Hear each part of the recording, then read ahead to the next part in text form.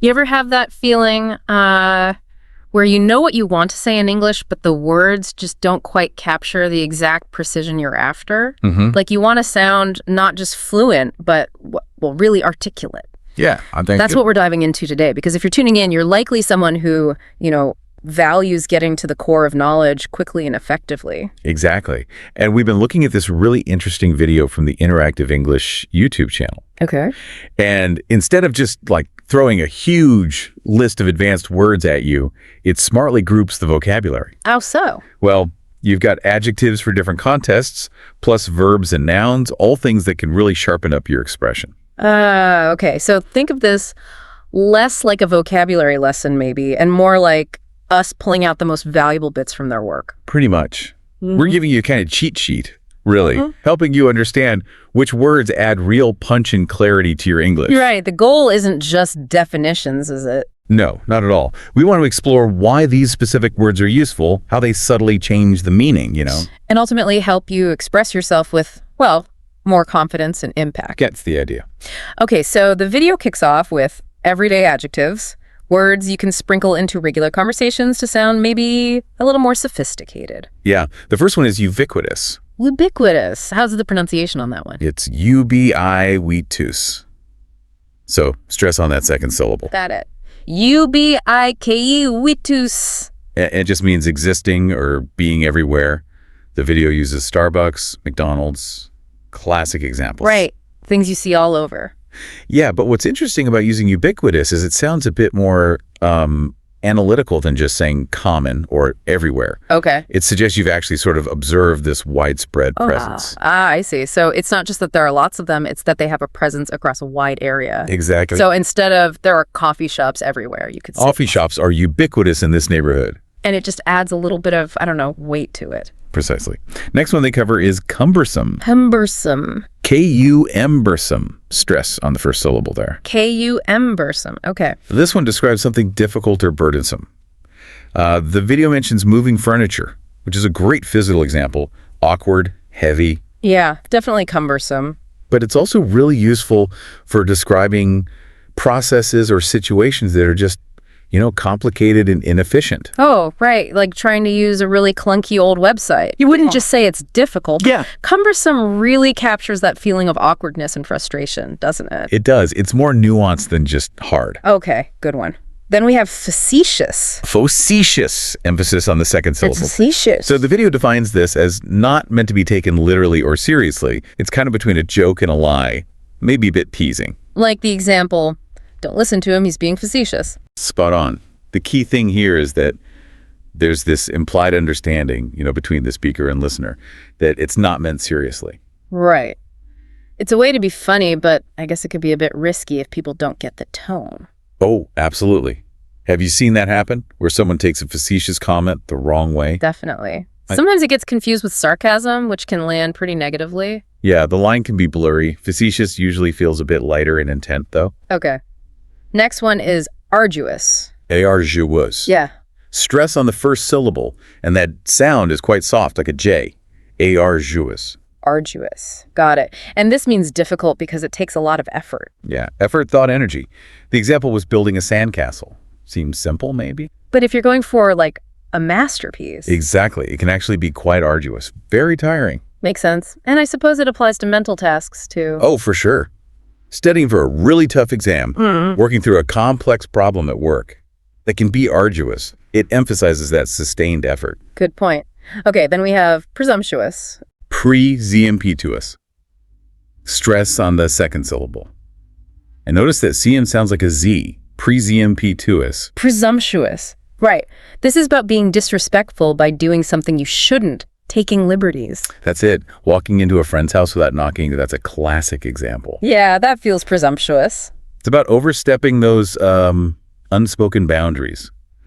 Acting like you have a right to do something when, well, you really don't. Carries a bit of a negative vibe then. Arrogance, maybe? Often, yeah. Entitlement. It's usually not seen positively. Okay. Next. Pensive. Pensive. Stress on the first syllable. Easy one. Yeah. This describes someone who's really in deep thought, often with a serious or even sad kind of feeling behind it. Like the example of thinking about a friend who's sick in the hospital. Right, they're sort of tuned out to the world, just reflecting. What makes it different from just thinking? Well, pensive usually suggests a deeper contemplation, maybe triggered by something significant. You wouldn't really say someone deciding on lunch is looking pensive. Huh. No, probably not. It implies some weight to their thoughts. Exactly. Now, circuitous, that one sounds fun to say. It is. Circuitous.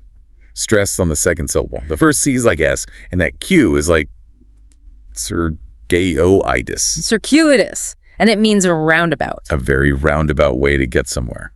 Not the direct route. The video mentioned getting lost, taking a circuitous route. And it's mostly for physical paths, right? You wouldn't often say a circuitous argument. Probably not. You'd more likely use maybe convoluted for that, which we'll actually get to. Oh, okay. Yeah, circuitous really paints that picture of a winding, indirect journey. Gotcha. Next is conscientious. Bit of a mouthful, that one. Conscientious. Stress is way over on the third syllable. Conscientious. And that side part sounds like she. Conscientious. Okay. And this describes someone with a strong moral compass. Yeah, someone who takes their responsibilities seriously, treats others fairly, is thoughtful, like being conscientious of their health. It's about being aware and careful. That sounds like a really admirable quality, someone you can rely on. Definitely. Very positive. Then we have meticulous. Meticulous. Stress on the second syllable. That first syllable is a schwa sound. Meticulous. Okay. And this means very detail-oriented. Extremely. Focused on getting every little thing exactly right. Like the example of being meticulous with their designs. Real dedication to precision. So it's more than just careful. It's like a deliberate focus on the tiny details. That's a good way to put it. All right. And the last one in this first group. Convoluted. Convoluted. Convoluted. Stress on the first syllable. Second one is a schwa. Convoluted. And this is for things that are hard to follow because they're too complicated. Exactly. Tangled up, mixed around. Like a story with way too many characters and the plot twists that just confuses you. It lacks clarity. Right. You might say, the instructions were so convoluted, I gave up. Perfect example. Yeah. Unnecessarily complex and confusing. Okay, so that's 10 adjectives to add a bit more flavor and precision to everyday English. Yeah, useful stuff. But then the interactive English video moves into adjectives more suited for, say, academic or professional contexts. Right, words that add maybe a layer of sophistication or authority in more formal settings. Exactly. First one is germane. Germane? Germane. Stress on the second syllable there. Germane. Okay. And it means relevant. Relevant, closely related. The example sentence was good. Your statements are not germane to the central argument. Useful for keeping discussions on track. Very useful. In academic or professional settings, staying germane is pretty crucial, isn't it? Keeps things productive. Definitely. Next is preposterous. Preposterous. Stress on the second syllable. That last teresa's bit is a schwa sound. Preposterous. Preposterous. And it means ridiculous, absurd. Totally contrary to reason, yeah. The video suggests just using it as a response. That's preposterous. It really conveys strong disbelief. It sounds stronger than just saying that's silly, doesn't it? Oh, yeah. Preposterous really emphasizes the absurdity. Okay, then perfunctory. Perfunctory. Stressed on the second syllable. The third syllable is a schwa, and it ends with that long E sound. Perfunctory. Perfunctory. Done as a routine without much thought. Exactly. Habitual, maybe in haste, without genuine effort, like a perfunctory smile. It lacks sincerity. Like someone just going through the motions. Precisely. No real engagement. Got it. Our next academic-sounding adjective is truculent. Truculent quad. Stress on the first syllable. That Q is like Q. The last syllable is a schwa. Truculent. Truculent sounds quite strong. It is. Fierce, a bit cruel, very aggressive. The example was politicians being truculent with the media when they're asked tough questions. Paints a picture of aggressive hostility, then. It really does. A strong word for a confrontational, maybe even intimidating way of acting. Okay. Then we have austere. Austere. Stress on the second syllable with a long E sound. Austere. Very severe, strict. Yeah, severe in manner, strict, without excess or ornamentation. Her austere manner intimidated the students was the example. Suggests a lack of warmth, maybe. Can it describe things too, like a room? Absolutely. An austere room would be very plain, simple, without decoration. Okay. Next up, capricious. Capricious. Stress on the second syllable. First one is a schwa. Capricious. Subject to sudden changes. Unpredictable. That's it. You can have a capricious person, capricious weather, capricious plans. It just highlights that unpredictability. So it implies maybe a lack of consistency or changing your mind for no clear reason. Yeah, that's the feeling it gives. Then we have defamatory. Defamatory. Stress on the second syllable. Defamatory. This describes something that harms someone's reputation. False statements. Exactly. False or unjustified harm to their good name. The president's defamatory remarks startled everyone. That was the example. Sounds serious. It probably has legal implications, too. It definitely can. Defamatory statements can lead to lawsuits for libel or slander. Right. Okay, next is esoteric. Esoteric. Stress on the third syllable. Esoteric. Esoteric. Understood only by a small group. Specialized knowledge. Yeah. Knowledge or experiences that aren't widely shared or understood, like esoteric knowledge in a specific academic field, or maybe something experiential, like the video's example of hiking the Appalachian Trail for 6 months. Ah, so it requires some kind of initiation or specific interest to really get it. Pretty much. Then we have nascent. Nascent. Stress on the first syllable, long A sound. Second syllable is a schwa. Nascent. Nascent. It means just beginning to exist or develop at an early stage. Like a project in its nascent stage of development. Perfect. It implies potential, but also that it's not fully formed yet. Still immature, in a way. Suggests future growth. Okay. And the last one in this academic set. Quintessential. Quintessential. That's a good one. Quintessential. Stress is on the third syllable. Quintessential. And it means the most perfect example of something. The embodiment. Exactly. The best, most representative example. The video cheekily used itself. Interactive English is the quintessential channel to learn English skills. Nice. So yeah, you can really see how these words add a layer of precision, maybe a more formal feel, in those academic or professional situations. Definitely elevates the language. Okay, moving on. The video also covered verbs, highlighting verbs that can make your English sound smarter through more precise action words. Yeah, choosing the right verb is so powerful, isn't it? It conveys the specific nuance of an action much better. First one is to admonish. To admonish. Admo-ish. Stress on the second syllable. Admo-ish. And it means to counsel or advise against something, like a mild scolding. Yeah, a gentle correction or warning. The key thing is it takes a direct object. You admonish someone for something, like parents admonishing a child for lying. So not harsh punishment, more like a firm warning. Exactly. Next up, to advocate. To advocate. Advocate. Stress on the first syllable. Advocate. This means to strongly support something, right? Like teachers advocating for better pay, always with for. Usually, yes. Advocating for a cause, a policy, a group. It shows active, often public support. Speaking out in favor of something. Got it. Then, to bemoan. B-M-O-H-N. Stress on the second syllable. B-M-O-H-N. To bemoan. Expressing being upset about something, complaining. Yeah, expressing distress or disappointment. Like, bemoaning the fact that your flight got canceled and you have to find another one. It sounds like it carries more emotional weight than just stating a problem. Sadness or frustration, maybe. That's right. It's not just neutral complaining. Our next verb, to compel. To compel. Stress on the second syllable. Compel. This means to force or strongly encourage someone to do something? Yes, it implies a strong influence, maybe even force. Police might compel someone to tell the truth. Can it be less forceful, like a strong moral reason? It can. It can range from legal obligation to strong emotional or moral pressure compelling you to act. Okay. Then, to embezzle. Sounds serious. It is serious. Yeah. M-B-E-Z-O. Stress on the second syllable. M-B-E-Z-O. And this is fraudulently taking money or property, often by faking records. That's the core of it. Usually money, stolen by someone in a position of trust, like an accountant embezzling millions. It's financial theft through deception, a crime. Definitely a breach of trust. Yeah. Serious consequences. Okay, next. To extol. To extol. Extol. Stress on the second syllable. Extol. This is about praising highly. Yes, giving lots of enthusiastic praise, like extolling someone's virtues during a eulogy or extolling the beauty of a piece of art. So it's more than just saying it's good. It's significant praise. Very much so. Our next verb is to impugn. To impugn. Impugn. Stress on the second syllable. Impugn.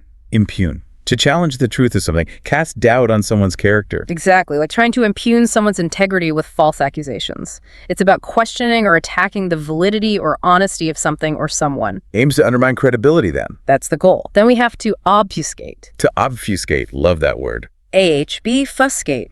Stress on the first syllable. AHB, fusscate. And it means to confuse or bewilder, make things unclear. Yes, often intentionally, to make something deliberately difficult to understand. The example was oil companies trying to obfuscate the benefits of wind energy. Ah, so it implies a deliberate attempt to muddy the waters, using confusing language or misleading information. Often, yes, that's a common use. Next verb is to placate. To placate. Placate. Stress on the first syllable. Placate. This is about appeasing someone, calming them down by giving them something. Pretty much. Making concessions to reduce someone's anger or hostility, like trying to placate an upset customer by offering a discount. It's about restoring peace. Usually involves some kind of compromise or giving something up. Often does. And the final verb in this group is to repudiate. To repudiate. Repudiate. Stress on the second syllable. Repudiate. And this means to reject something strongly, with disapproval. Yes, a firm, often confrontational rejection. Disowning or refusing to accept something because you disapprove or believe it lacks authority. Like a professor repudiating a student's flimsy excuse for missing an exam. So a strong disagreement and refusal. Not just disagreeing, but actively rejecting. That's the sense of it. So you can see using these verbs precisely really adds power and clarity. Absolutely. Okay, and finally, the interactive English video wrapped things up with nouns. Nouns that can help you sound more articulate and knowledgeable. Right, nouns are crucial for naming concepts precisely. The first one is actually a phrase, quid pro quo. Quid pro quo, Latin, right? Yeah, quid pro, KWOH. Stress on the first and last words, quid pro, KWOH. And it means something for something, an exchange. Exactly. Something given or taken in return for something else. Yeah. A favor for a favor. The video mentioned a politician doing something in return for a campaign donation. That kind of thing. It often implies that sort of mutual benefit. You scratch my back, I'll scratch yours. That's often the undertone, yeah. Yeah. Next is Catch-22 from the novel. That's the one, Catch-22. Stress on the two at the end. Catch-22. And it describes one of those impossible problems where the solution is blocked by the problem itself. Yeah, a circular dilemma, a no-win situation. The video gave examples like wanting to be a cool boss, but then being walked over versus being tough and being resented. Right, or the classic one, needing work experience to get a job, but needing a job to get experience. Or the parole example.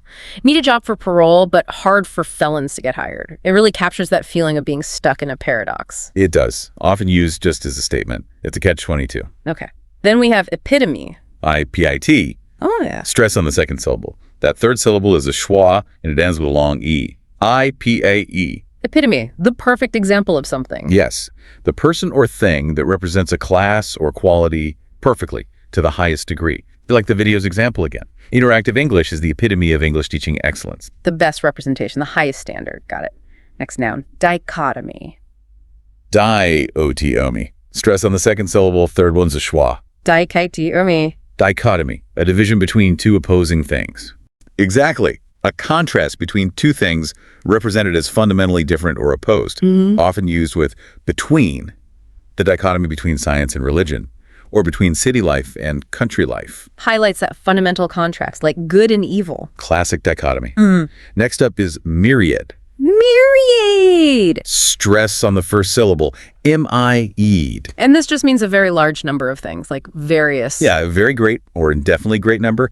A myriad of trees in the forest. It sounds a bit more maybe evocative than just saying many. Suggests countlessness or great variety. Okay. Then credence. Credence. Stress on the first syllable. Credence. Belief in something. It's truthfulness. Right. Believability. Often used with the verb give. You give credence to a story, meaning you believe it. Yeah. Or you don't give it much credence. Like the example of an email giving credence to unethical behavior, meaning the email made the unethical behavior seem believable or true. Exactly. It relates to accepting something as plausible or true. Our next noun is malaise. Malaise. Sounds vaguely unwell. That's exactly it. Ma-L-A-Y-Z. Stress on the second syllable, ma, L-A-Y-Z. It's a general vague feeling of discomfort, uneasiness, or illness, often an early sign something's wrong. Like experiencing bad headaches and malaise before going to the doctor. Perfect example, that general unwell feeling that's hard to pin down. Okay. Then sycophant. Not a nice word, I suspect. Definitely not. Sycophant. Stress on the first syllable, sycophant. And it's someone who flatters powerful people to get ahead. A suck-up. That's the definition. Trying to gain favor with wealthy or influential people through flattery. The example was sycophants in the media ignoring political corruption. It implies insincere flattery for personal gain. Suggests a lack of real respect, maybe manipulative intent. Absolutely. Our next noun is dilettante. Dilettante. Sounds slightly fancy. Dilettante. Stress on the first and last syllables, dilettante. And this is someone with a superficial interest, doesn't really learn things in depth. Right. They cultivate an interest, maybe dabble in art or music or science, but without really committing to deep learning. Their knowledge is described as a mile wide and an inch deep. Can it be negative? Like they think they know more than they do. It can definitely have that negative connotation. Yep. Suggests a lack of serious engagement, maybe even a pretense of knowledge. Okay. And the final noun. Zenith. Zenith. Zenith. Stress on the first syllable. Zenith. The highest point. The peak. Exactly. The top, the peak, the highest point or state of something or someone's career or condition. It implies no higher point can be reached. Like an athlete's career reaching its zenith. Perfect. The absolute peak of their success or power. Wow, okay. So incorporating these nouns can really add precision and, depth to your vocabulary. Definitely gives you more tools for specific expression. So as we've kind of explored here, building your vocabulary isn't just about memorizing lists, is it? It's about having the right word ready to communicate exactly what you mean. And hopefully you, our listener, now have a solid toolkit of adjectives, verbs, and nouns thanks to this deep dive into the interactive English video. Yeah, and we really encourage you to start using these words. Don't, be afraid to try them out. Experiment with them in different contexts. The more you practice, the more natural they'll feel, right? Exactly. And the more natural and impactful your language will become. And here's maybe something to chew on, a final thought. How might paying this kind of close attention to precise language not only make you a better communicator, but maybe even a sharper thinker? Interesting point. Think about it, how choosing specific words can actually refine your own understanding of complex ideas. It might even subtly shape the way you perceive things, the way you construct an argument in your own mind, how language shapes thought, essentially. Okay, let's unpack this. You know how you usually have enough words to get your point across, right? Mm-hmm. But what if there were these other words? Mm-hmm. Words that could give you this whole new level of precision, almost like finding the exact right screwdriver for a really fiddly job. That's it, exactly. That's sort of the exciting edge of language, isn't it? Those words that offer subtle but really significant power. Yeah. And that's exactly where we're going today in this deep dive. It's really tailored for you, someone who's, keen on sharpening up that linguistic toolkit. Precisely. And we've got a really fascinating set of what you might call super advanced vocabulary words today. These come from a great interactive English YouTube lesson hosted by Wes. Think of him as another word explorer, like us. Yeah, and what's really clever about Wes's approach, I think, is how he puts these words through their paces. Right. You're not just getting definitions spat at you. You're seeing them in action. Multiple choice questions, fill in the blanks. Exactly. And even how they pop up in real news headlines. It's about seeing them out there living in the wild.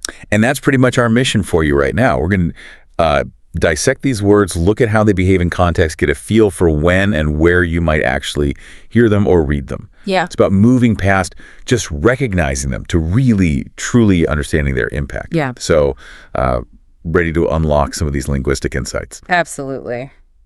Let's dive right in. First word up, vindicate. All right, vindicate. Yeah. So Wes kicked this off with a bit of a puzzle. He asked, which word means to clear from blame or suspicion? Okay. And the options were condemn, vindicate, reprimand, or discredit. And the winner is vindicate. Vindicate it is, at its core, vindicate means setting someone free from an accusation or, suspicion, basically proving them right or clearing their name. Mm-hmm. There's a definite sense of justification, usually after some doubt has been cast. Right. And the examples Wes used were really clear, new evidence vindicated the accused. That's a classic one. Yeah. Or he felt vindicated by the court's decision. And even Her success vindicated her bold choices. Oh, that's a good one, too. Yeah, you can see how it applies in quite different scenarios, can't you? It's not just about, like, legal innocence. No, not always. It's about the demonstration that you were right or the choice was right. Exactly. It's showing that those initial doubts or accusations were, well, unfounded. Think of it like moving from being under a cloud to being, out in the clear, often with some kind of proof or validation making it happen. Got it. Okay, next up we have circumspect. Circumspect. The question here was, which word means carefully considering all circumstances before acting? Options: impulsive, circumspect, frivolous, or brazen. Okay, definitely not impulsive for this one. No, definitely not. Circumspect is the word we're after here. It describes an approach that's cautious and considered. Right. Where someone really looks at all the angles, before jumping in. There's a real element of prudence involved. The examples Wes shared make this really tangible. She was circumspect in choosing her words. That's something maybe we could all use sometimes. Definitely. Then, his circumspect approach helped avoid a disaster, which really shows the value of thinking things through. Yeah, the payoff. And finally, always be circumspect when making big decisions. Pretty solid advice, really, wrapped up in this more sophisticated word. And what I found particularly interesting was how Wes then showed circumspect appearing in actual news headlines. Oh, yeah. Yeah, things like, time to be circumspect about Trump's global trade warnings, or barristers must be circumspect in exercising free speech, and journalists told to be circumspect in reporting. Wow, okay. That really takes it out of just, like, formal vocabulary list, doesn't it? It really does. It shows it in the real world. It highlights how understanding these maybe slightly less common words isn't just about sounding smart. It's actually vital for fully getting what you're reading. Especially in more formal stuff, like news analysis or reports. Yeah. Exactly. You probably wouldn't say to your friend, oh, I'm being rather circumspect about which coffee to order. Probably not. But you will absolutely bump into it reading, more in-depth articles. Makes sense. Okay, word number 3 is vehement. Vehement. And the question, which of the following means showing strong feeling, forceful, passionate, intense? Choices were vehement, tepid, aloof, or mellow. Yeah, definitely not mellow vibes with this one. No, quite the opposite. Vehement is the one. It signals a feeling or an expression that's really powerful, intense, often delivered with force, with passion. The examples Wes used were great for getting this across. He gave a vehement denial. You can almost hear the force behind that, can't you? You really can, the conviction. Yeah. She was a vehement supporter of reform, emphasizing that, like deep, passionate commitment. And the protesters spoke vehemently about the issue.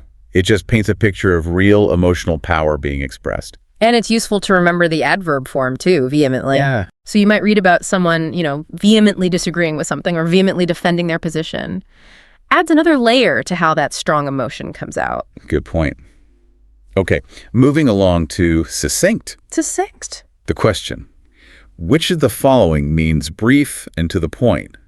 Options: mundane, succinct, verbose, or mellifluous, which I don't even think is a real word. Maybe not. Verbose is the opposite, right? That's the friend who takes ages to tell a simple story. Exactly. So succinct is all about getting your message across efficiently. Yeah. Using as few words as possible, but still being clear. It's the art of being concise. Concise. Wes's examples really hit the nail on the head. He gave a succinct explanation of the problem. We all love that, right? Getting it quick. Oh, yeah. Her writing style is clear and succinct. That's a real compliment. It is. And keep your answer succinct and focused. He even pointed out that clear and succinct often go together. It's a common pairing. Yeah, it's a good collocation. And, in a world just drowning in information, being succinct is like a superpower. It really is. It's about respecting people's time and making sure your message actually lands with impact. Now, this was interesting. After those first 4, Wes took a quick look at how often they're actually used, using that Enneagram Viewer tool. The frequency check. Yeah. And it turned out that succinct and vehement show up more often than vindicate or circumspect. What do you make of that? Well, I think it raises a really interesting point about, how practical these advanced words are in daily life. Vindicate, for instance, often lives in quite specific context, doesn't it? Like legal stuff or situations with accusations. Right, legal or formal arguments. Which naturally kind of limits how often you just stumble across it in general reading or conversation. That makes perfect sense. It has a narrower field to play, even if it's important within that field. Exactly. Whereas something like succinct, just the idea of being brief, that's valuable across so many different types of communication. True. Emails, presentations, just explaining something. Absolutely. And vehement, well, that reflects strong emotions. And while maybe we're not vehemently arguing all day long, Hopefully not. strong feelings are a pretty fundamental part of being human, right? So it makes sense it would get more airtime overall. Yeah, that tracks. Okay, so then Wes switched things up a bit, moving to fill-in-the-blank questions. Right. Testing the understanding in context. Exactly. First one was, he gave a paramapology that seemed rehearsed, with the meaning carried out without real interest, feeling, or effort. The missing word, perfunctory. Perfunctory. Yeah, that's a great word. It perfectly captures that feeling of just going through the motions Right. without any genuine care or enthusiasm. It's really the opposite of heartfelt, isn't it? Totally. The examples Wes gave paint such a clear picture. He gave a perfunctory nod and walked away. You just feel the lack of connection there. Zero warmth. The cleaning was done in a perfunctory manner. Uh-oh. Probably means you need to clean it again. Probably. Not thorough. And her smile was perfunctory, lacking real warmth. It's all about that outward action without the inner feeling behind it. Yeah. And Wes even shared that meme, twisting the Forrest Gump line. Oh, yeah? Life is like a box of chocolates. A cheap, thoughtless, perfunctory gift that nobody ever asks for. Right. It really drives home that idea of something done just out of obligation, not genuine thought or feeling. Exactly. It's the thoughtless part that links to perfunctory. Okay, next fill in the blank. His response was revealing more than he intended. And the meaning clue was revealing or indicative of something that is not explicitly stated. The word is telling. Yes, telling. Used here as an adjective, it means something is significant because it reveals something indirectly.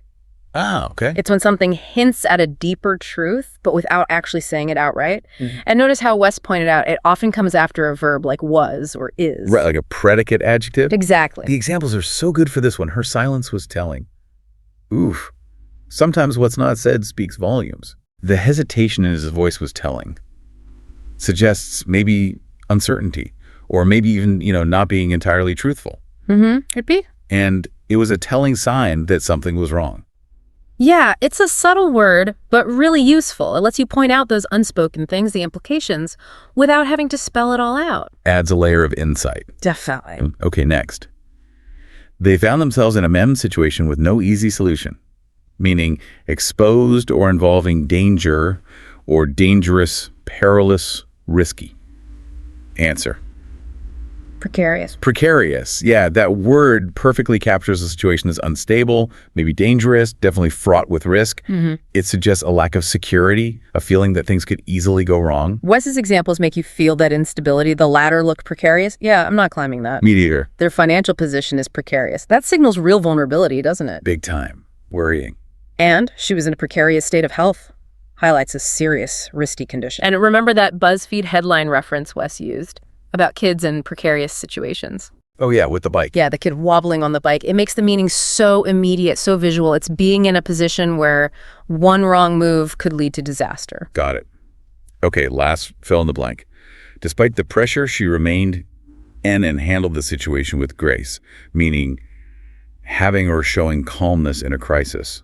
Word is unflappable. Unflappable. I love this word. It's fantastic for describing someone who just stays cool, calm, and collected, even when everything around them is going nuts. Right. It suggests this incredible inner steadiness, resilience. And Wes made a good point, contrasting it with just being calm or composed. Unflappable seems to have this extra layer of dealing with intense pressure. Yeah, it implies the presence of the pressure and the person not being affected by it. Exactly. The examples show that strength, even when the students got rowdy, the teacher was unflappable and remained calm. Wow. Teacher goals right there. Seriously. Her unflappable demeanor impressed the interviewers.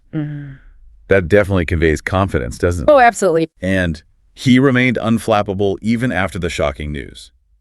Real composure under fire. And, when Wes revisited the Enneagram viewer for these last 4 words, Yeah. it's really important to remember what he cautioned about the word telling. Right.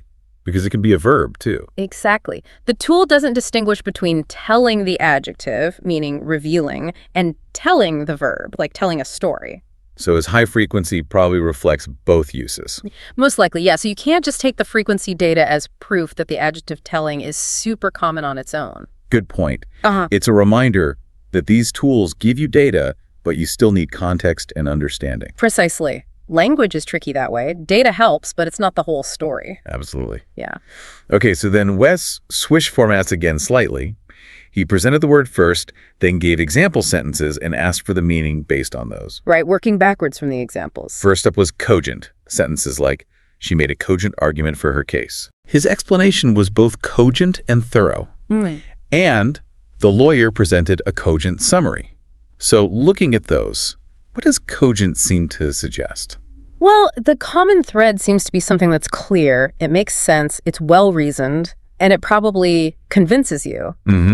Logical and persuasive, maybe? That fits perfectly with Wes's definition. Clear, logical, and convincing. Oh, okay. He also mentioned that some listeners in his original lesson suggested persuasive and clear, which are definitely hitting the mark. Right. It's basically about an argument or an explanation that really holds water, that makes sense. Yeah, it emphasizes the power of good structure and logic in convincing someone. A cogent argument is a strong argument. Definitely. Okay, next was ephemeral. Examples. The beauty of the sunset was ephemeral. Fame can be ephemeral. And they enjoyed the ephemeral moments of spring. What kind of feeling or idea does ephemeral bring up for you there? Well, sunsets fade fast. Fame can disappear overnight. Spring is beautiful, but short. So the key idea running through all of those is something that just doesn't last very long. Fleeting.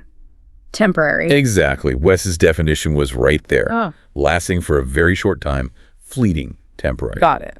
And he brought in that idiom, 15 minutes of fame, as a perfect, everyday example of something ephemeral. Yeah, that captures it perfectly. Here today, gone tomorrow. It really speaks to that transient nature of some things in life, beauty, recognition, certain experiences. True. It's a slightly poetic word, almost. It can be.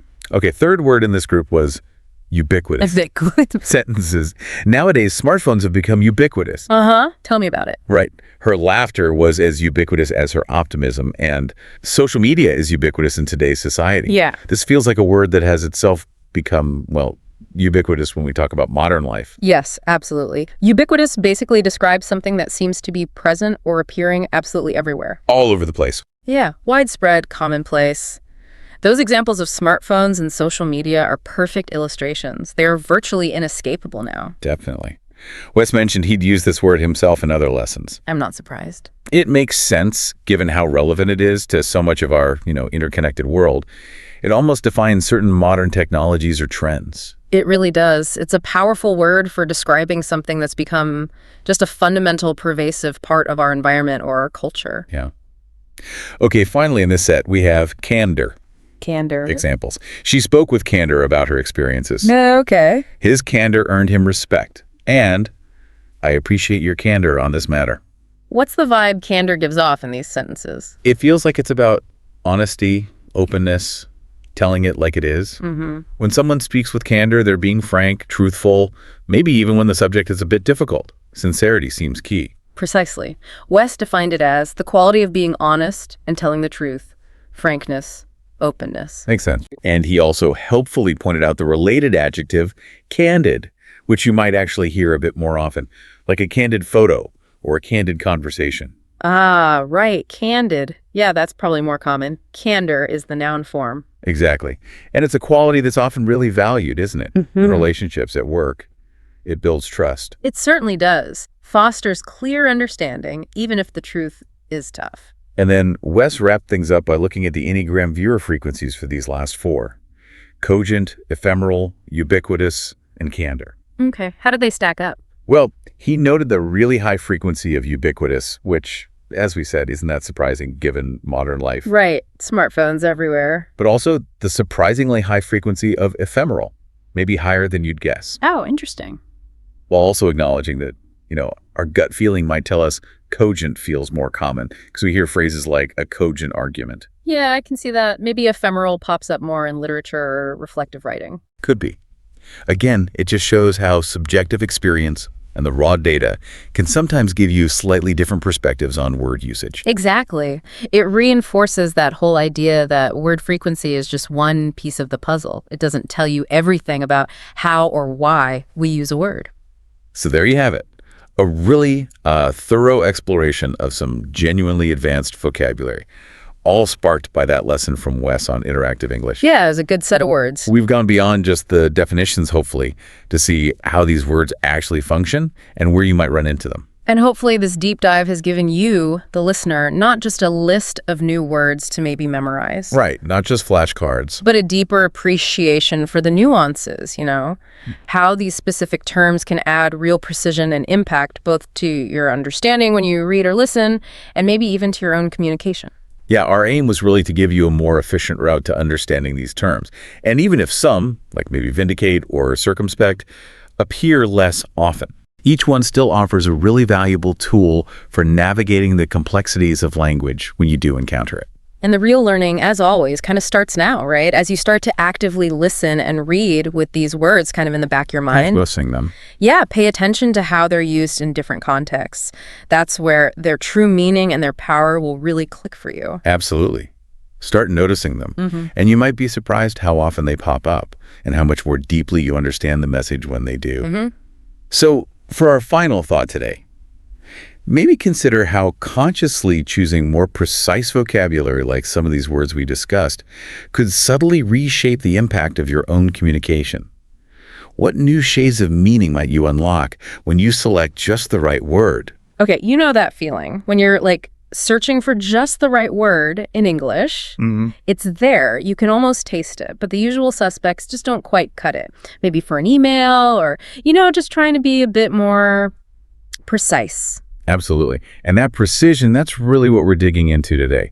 We found this great resource, an interactive English YouTube lesson focusing on really advanced vocabulary. Yeah, like C2 level stuff, maybe even a bit beyond. Exactly. Now, I know what some of you might be thinking, whoa, C2, that sounds intense, but hang on. Right. It's not about suddenly trying to use these words constantly. No, not at all. It's more about understanding them. That understanding, it sharpens your comprehension, lets you handle more complex topics, gives you more nuance. And let's be honest, it adds a bit of flair, a bit of richness to your English. Definitely. So this source we looked at, it uses a kind of vocabulary quiz approach. Which is actually quite clever, keeps you engaged. It covers advanced verbs, adjectives, nouns. And crucially, it gives collocations how words fit together and real examples, often from news headlines. Yeah, that real-world context is key. So think of this as our expedition. We're going to pull out the practical bits, the memorable examples, and sort of demystify these fancy words for you, make them feel a bit more usable. Ready to dive in? Let's kick off with some advanced verbs. Okay, first up is bamboozle. The lesson starts with a funny story, right? About the speaker's daughter. Yeah, trying to trick him about eating ice cream. Classic kid move. Yeah. And bamboozle is presented as this almost playful word for tricking someone. But with an element of confusion mixed in, not just a simple trick. The speaker even says he just enjoys saying the word. It does have a fun sound, doesn't it? It really does.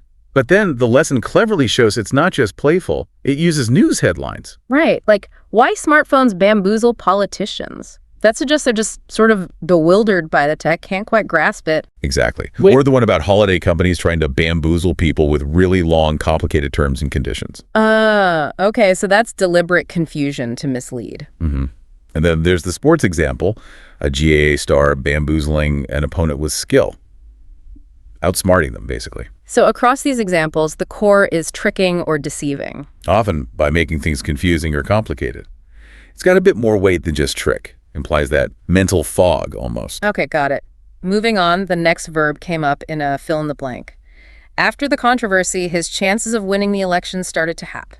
What word suggests things are fading away there? The answer they give is dwindle. Right, dwindle. It means to gradually become smaller or less or fewer.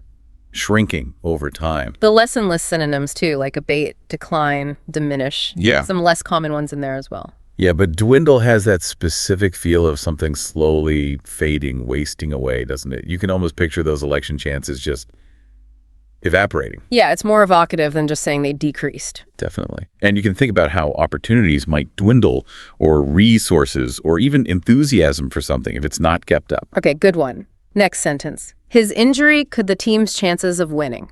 Starts with a J, feels negative straight away. That would be jeopardize.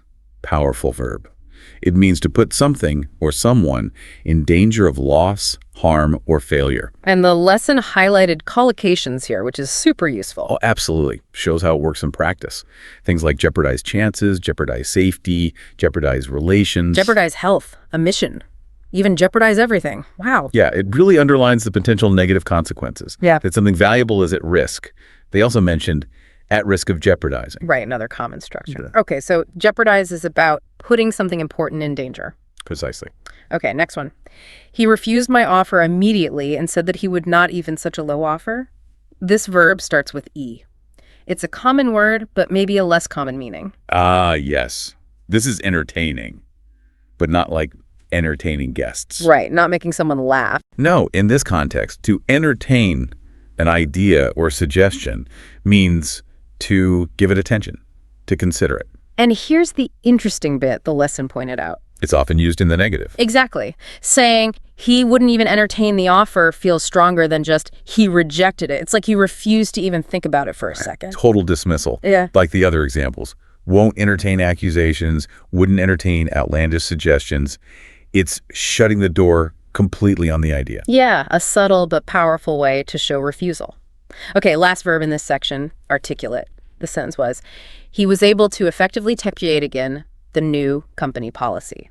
Now, the lesson notes other A verbs might technically fit, like adapt or adopt. But they don't quite capture the main point, do they? No, articulate specifically means to express something clearly and effectively.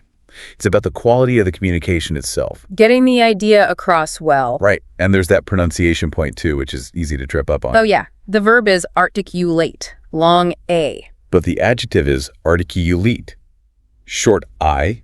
So you could articulate verb your points very well because you are articulate adjective. Exactly, a neat distinction. And really useful for anyone wanting to express their own ideas clearly. Okay, great stuff on verbs. Let's switch to adjectives. The format changes here, right? Synonyms as clues. Yeah, bit of a different challenge. First up, starts with S, synonyms. Self-righteous, insincere, hypocritical, critical, smug. Maybe pious in a bad way. Sounds like a pretty unpleasant type of person. That's sanctimonious, acting like you're morally superior to everyone else. The example was, he gave a self-serving and sanctimonious speech, often used with negative nouns, the lesson said. Yeah, it really doubles down on that judgmental, holier-than-thou vibe. Not a compliment. Definitely not. But Okay, next one starts with P, synonyms. Ridiculous, strange, bizarre, foolish, excessive. This sounds more fun. it is. The example is great. The cow won't be able to climb over the stile. That's preposterous. Preposterous. I like that one. The speaker in the video clearly enjoyed it too. It just sounds utterly absurd, doesn't it? It really does. Way beyond just ridiculous. It's like, that makes absolutely no sense whatsoever, often with a hint of disbelief. Yeah, totally illogical. Okay, next adjective describes a person, starts with L, synonyms. Practical, balanced, composed, reasonable, cool-headed. Ah, that sounds like a good quality to have. Definitely. The word is level-headed. Meaning calm and sensible, especially when things get tough.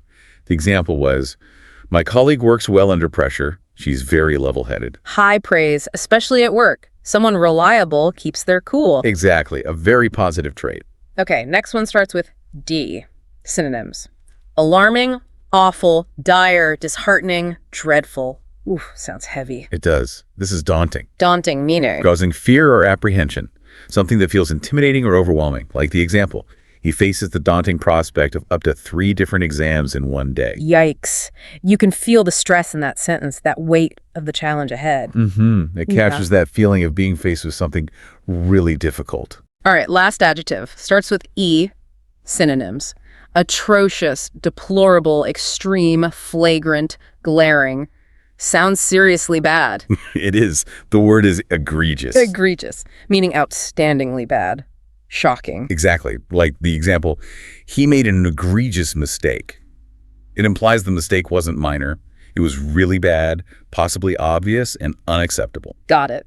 Now, there was that interesting side note about word frequency using Google Ngrams. Oh, right. Yeah, the host mentioned that daunting and egregious seemed to pop up more in written English compared to the others, But preposterous was less frequent in writing. which led to the thought that maybe preposterous is more of a spoken word, used more in conversation for that expressive punch. Could be. It's a good reminder that written and spoken language aren't always the same, is it? Some words just feel more natural said out loud. Definitely an interesting point. Okay, shall we move on to nouns? Let's do it. This section focused on collocations, which is really practical. First one, he boasted and walked around the stage with an air of uff. What kind of air would a boastful person have? An air of superiority. Exactly. That feeling or attitude of believing you're better than others often comes across as arrogance, like the lesson pointed out. Yeah, not very appealing, but the lesson also showed superiority used differently. Right, like technological superiority or military superiority. In those cases, it just means being better or more advanced in that specific area, not necessarily about personal attitude. So context is everything. Always. Okay, next sentence. The court awarded to the mother. Very common in legal situations. That's custody. And the lesson gave lots of verb plus noun pairings. Award custody, get custody, share custody, grant custody, gain custody, lose custody. Really shows the different legal actions related to caring for a child, mostly. Yeah, it covers that legal right and duty. Okay, next one. I still love scuba diving, but after several dives, the shore started to wear off. The key phrase is started to wear off. What wears off when something isn't new anymore? The novelty. Precisely. That quality of being new, original, exciting. When you do something repeatedly, that initial freshness can fade. The lesson mentioned the novelty is wearing off, or has worn off too, and that funny e-card example. Huh. Yes, the novelty of your lazy eye wearing off. A bit dark, but definitely memorable. Sticks in your mind, for sure. Shows how even something unusual becomes normal with time. Exactly. Okay, how about this? Socks and sandals are making a drunk. The collocation is making a cubba. Oh boy. Are they really? The word is comeback, right? It is a return to popularity or success after being out of fashion or less successful for a while. Like actors making a comeback, or companies. The lesson also mentioned mount to come back and stage a comeback. Different ways to talk about that return to prominence. Whether socks and sandals will truly achieve it. But that's another question. We'll see. Okay, last noun. Please don't raise your voice. You are making a comma. The collocation. No, Making a hey. What are you making if you have a loud, angry outburst in public? You're making a scene. Right. That embarrassing public display of emotion that attracts attention. Nobody wants that. The lesson also said causing a scene, or that was quite a scene. Yeah, different ways to refer to that kind of disruptive, often awkward public moment. Okay, that covers the nouns. Last section, advanced adverbs. Multiple choice format in the source for these. Yep, first one. They follow orders without questioning authority.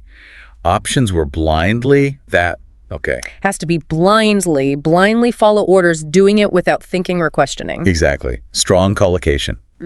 Next, the town is remote and populated, sparsely, resoundingly, or decrepit. Remote suggests few people, so sparsely populated. Correct. Adverb adjective pair meaning few people spread over a wide area. Makes sense. Next, they worked in order to fix the mistake before the deadline, lethargically, freely, or expeditiously. Deadline means you need speed and efficiency, so Expeditiously. perfect. Working quickly and efficiently. Okay, this one's a bit trickier, maybe. Our vacation didn't start, the flight was delayed for 12 hours. Tacitly, profoundly, or auspiciously. The delay means it was a bad start.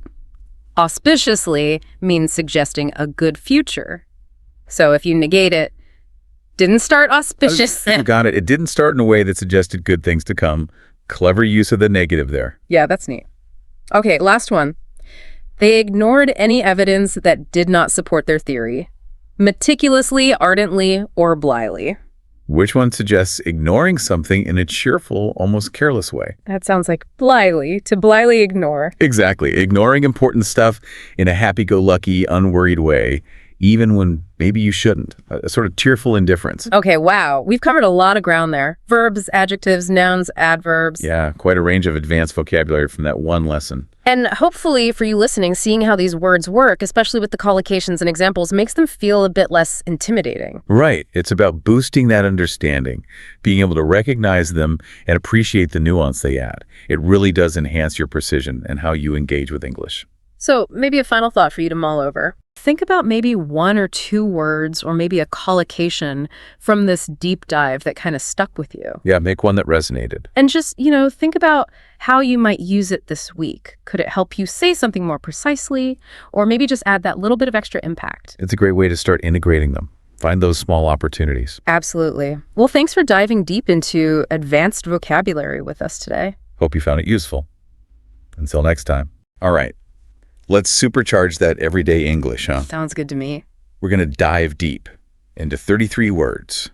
33 words. Wow. That'll make you sound, well, instantly more like a natural, confident English speaker. I like it. And this isn't just, your basic vocabulary lesson. All right. We're going way beyond that, I think. Yeah. Like, we're going to uncover how native speakers, actually use these words, the subtle ways. You'll be surprised, I think. You really will. At the nuances. Yeah, for sure. That maybe you've missed before, even if you've been speaking English for quite a while. It's true. Even simple words, right? Could have all these hidden depths to them. Absolutely. And using them correctly can make a big difference, I think. Totally. In how you come across, especially professionally. Yeah, especially in professional settings. Okay. So our source material, this is designed for upper intermediate learners, which means you guys listening, you already have a pretty solid foundation. Yeah. We're just adding that, extra polish and precision. That's a good way to put it. Think of it like, you've got a good basic dish. Okay. And we're just going to add in those gourmet touches, really going to elevate the flavor. I like that analogy.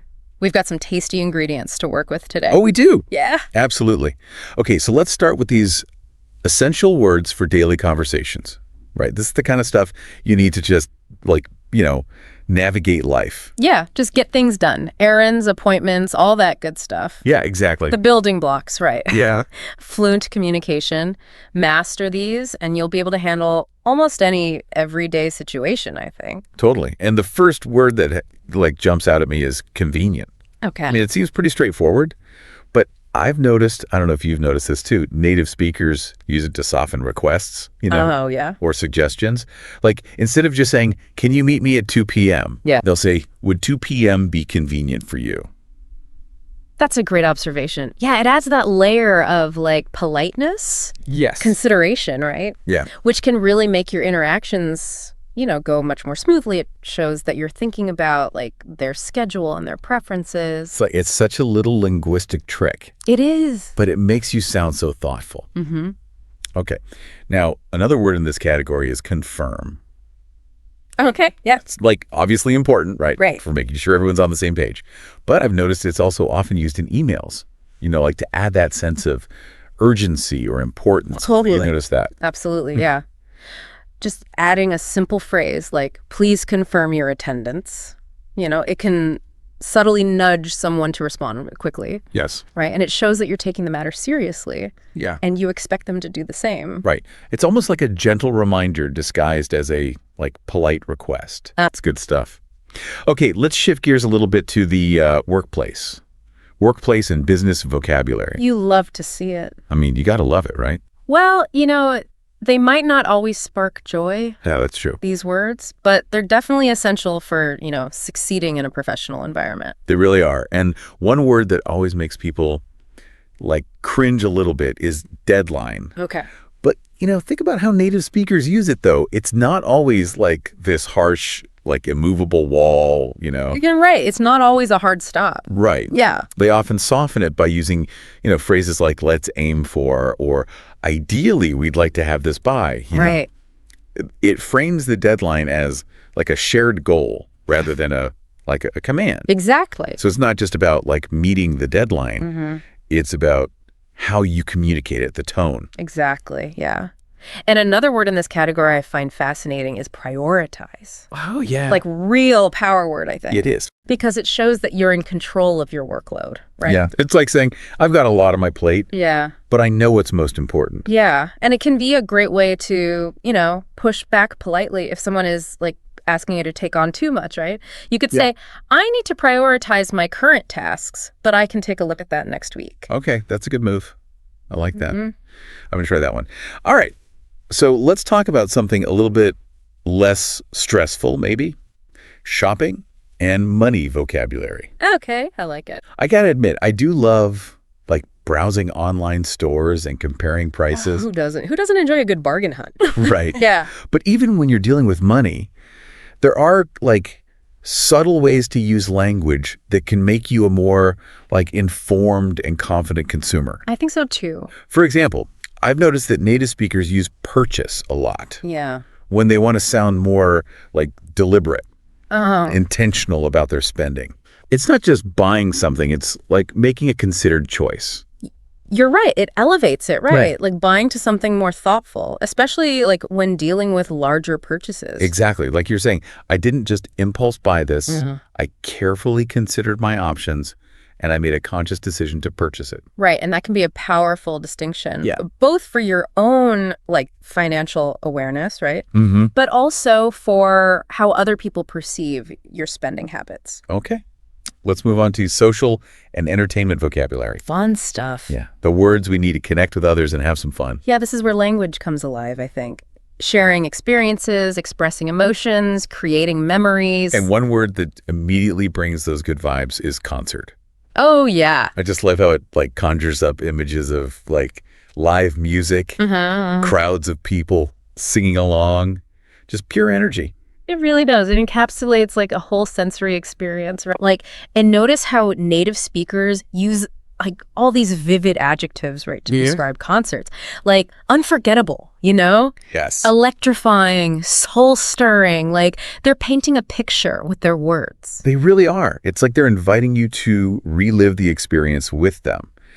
Now, another word in this category that's like super versatile is host. Okay, yeah. I mean, we already talked about how it can be used to like subtly encourage action, Right. right? But it also has that like more literal meaning of someone who welcomes and entertains guests. It does, and it's interesting how that concept of hospitality extends beyond just like social gatherings, right? Yeah. Like you can host a website, host a radio show. It's all about, you know, providing a platform, a space for others. So it's not just about throwing a party, right? Right. It's about creating that experience, the sense of welcome, Yeah. no matter the context. That's what makes this word so powerful, right? It captures like the essence of generosity Yes. and connection. Okay, before we jump into the next set of words, I kind of want to pause and reflect for a second. Okay.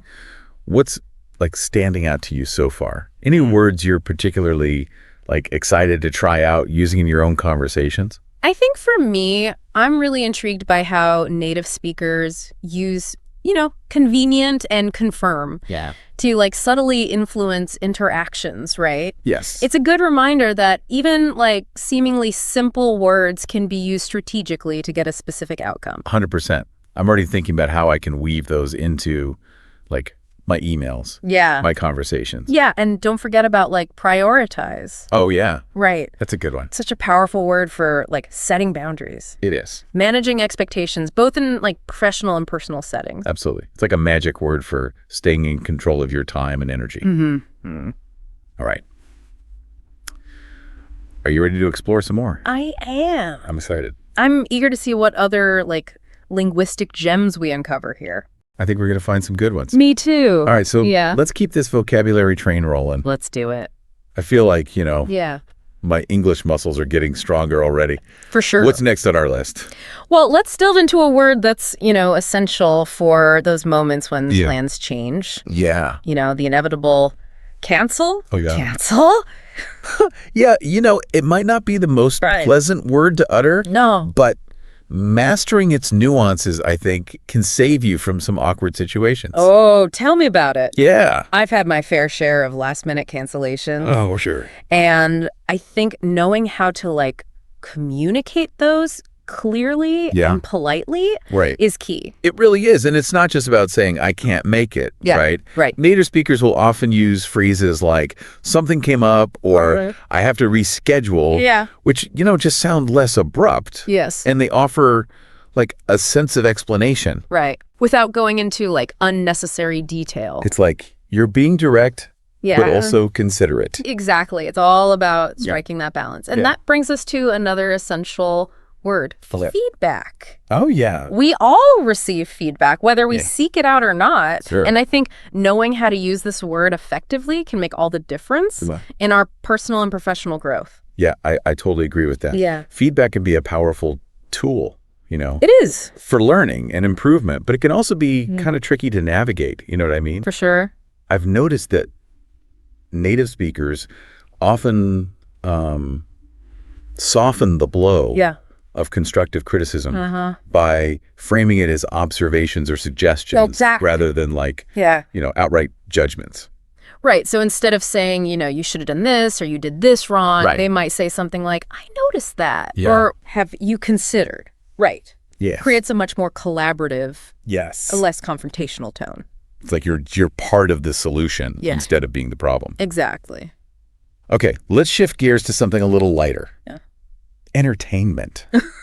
Fun. I mean, this word just encompasses so many things that we enjoy. It does, and it's a word that often comes with this sense of excitement and anticipation, right? Like native speakers will use phrases like, I can't wait to, or I'm really looking forward to when they talk about entertainment. Hopefully. Which I think adds to that feeling of eagerness. Like they're already experiencing the joy even before it's happened. Exactly. And speaking of excitement, let's talk about bargains.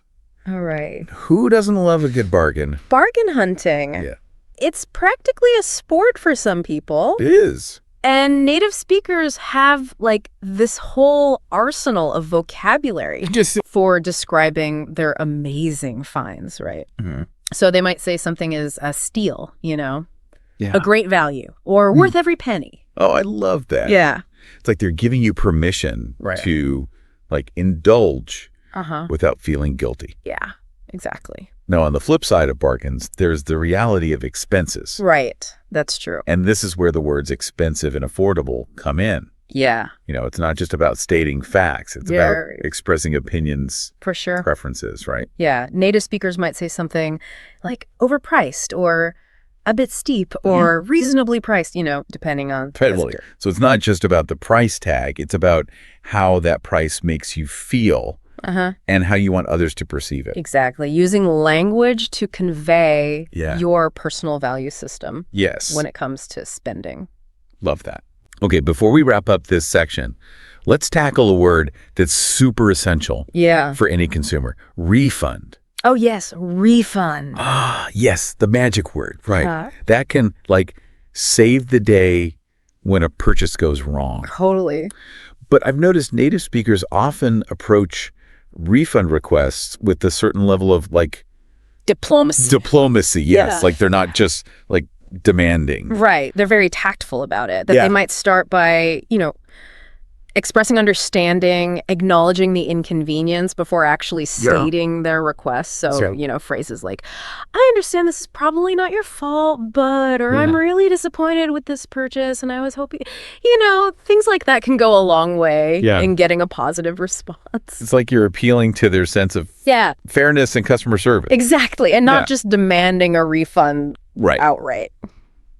I love that. We've covered a lot of ground here. We have. It's amazing how much depth and nuance there is to even the most everyday words. It's true. And I think the key takeaway is that language is so much more than just, communication. Yeah. It's a tool for building relationships, expressing ourselves, and navigating the world around us. I couldn't agree more. Yeah. So as we move into the final stretch of our deep dive, let's keep this idea of strategic language use in mind. Okay. What are some other ways that we can use these seemingly simple words to make a big impact on our everyday lives? It's pretty amazing, right? Yeah. How we can unlock a whole new level of communication. It's true. Just by fine-tuning our word choices. It is, yeah. And we've been talking about these 33 essential English words. Yeah. And I'm already starting to see them in a new light. It's not just about knowing the definitions. Right. It's about understanding the subtle ways native speakers use them to create these Right, very intentional. specific effects. Yeah. It's like having, like a secret code book It is, yeah. for navigating these everyday conversations, Right. workplace interactions, even Yeah. those tricky moments when you need to, like Yeah. cancel plans or request a refund. Absolutely. Right.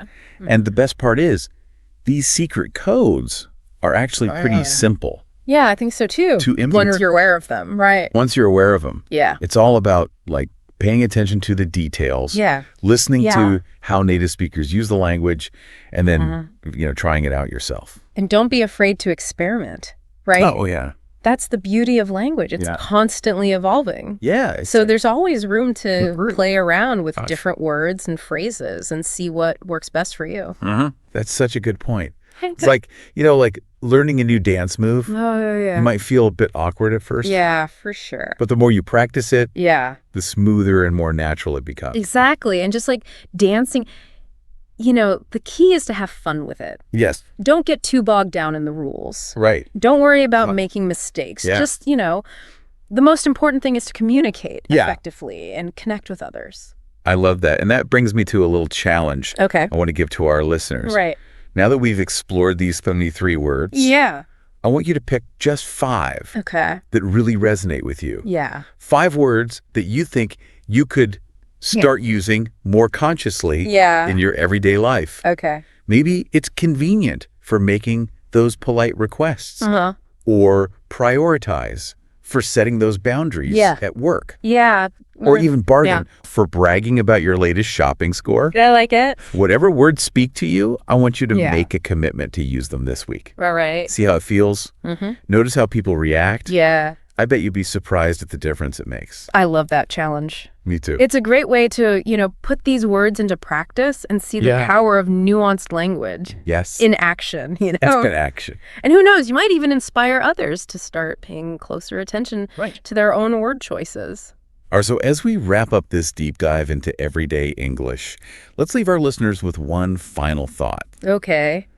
Language is a journey, not a destination. Ooh, I like that. There's always more to learn, more to explore, Yeah. and more ways to express ourselves. I agree. So keep those ears open, those minds curious, Mm-hmm. and those conversations flowing. Couldn't have said it better myself. So, ready to supercharge your English vocabulary. We're talking not just good, but seriously impressive. Yeah, like moving from okay to, whoa, they're eloquent. Exactly. And that's what this deep dive is all about. We're going to equip you with 60 powerful words. Words you can actually use, by the way. Oh, absolutely. This isn't some dusty dictionary deep cut. It's about sounding smarter and speaking more confidently in everyday life. In emails, presentations, even just casual chats. Think of it as your secret weapon to making a real impact with your words. Love that. Okay, so let's break down this arsenal, starting with descriptive adjectives. Ah, yes, the words that make your language pop, Instead of just smart, you could say someone is astute. which implies like real sharpness, not just book smarts. Right. It suggests good judgment, too. Exactly. And that subtlety, that shift in word choice, changes how you're perceived. Makes you sound sharper yourself, probably. For sure. Like, imagine writing a business email. You describe a colleague as astute. Ooh, subtle bragging. It implies you see them as insightful, adds to their credibility, and yours by association. That's a great point. I never thought of it that way. It's choosing the right tool for the job. Right. You wouldn't use a hammer to screw in a light bulb, would you? Nope. Now, let's say you're describing something imaginative, fun. Instead of just random, what could we use? Whimsical comes to mind. Evokes playfulness, creativity. Ooh, I love that. Paints a more vivid picture. It's like adding a sprinkle of magic to your language. Could it ever be bad, though? Like in a super serious setting? Good question. It highlights how context matters. Whimsical is great for creative writing, casual talk. But maybe not a formal business report where straightforward is key. So it's balance, right? Descriptive, but appropriate to the situation. Absolutely. Okay, now let's power up. Talking verbs, action words. Verbs, the engines of our sentences. They gotta have oomph. Yeah, how do we make them pack a punch? Instead of supported an idea, say you bolstered it. Bolstered sounds way more impressive, doesn't it? Right. Not passive agreement, you actively strengthened it. Like you added some muscle to that idea. What else makes us sound persuasive? How about spreading information? Instead of just spread, use disseminated. Ooh, disseminated. Sounds official, strategic. Exactly. It implies wider reach, deliberate action. Not just gossiping, I'm disseminating vital intel. And that brings up a key point. The right verb clarifies meaning. No room for misunderstanding, that's good. Like, mitigate means reduce severity, while exacerbate makes it worse. Huge difference there, yeah. The wrong verb can totally change what you meant. Okay, so we've got picture-painting adjectives, action-packed verbs. Now what about nouns, the brainy stuff? Nouns, yeah, for intelligent conversations. How do we sound smarter with nouns? Spill the secret. Choose nouns that handle complex ideas subtly. Like, instead of a problem, you face a dilemma. Dilemma does sound more sophisticated. It suggests tough choices, no easy answers. Not just a flat tire, it's a whole existential dilemma. Right? Which can actually be helpful sometimes. Oh, how so? Say, in a business meeting, a complex deal You frame it as a dilemma. What happens? encourages thoughtfulness, collaboration, instead of rushing to a fix. So it's less confrontational, more intellectual vibe. Exactly. Another one, instead of contradiction, use paradox. Ooh, paradox. Like something that sounds impossible, but maybe it's true. Exactly. A seemingly absurd statement that could still hold truth. It's like, this can blow your mind, but makes you want to lean in and listen. Right.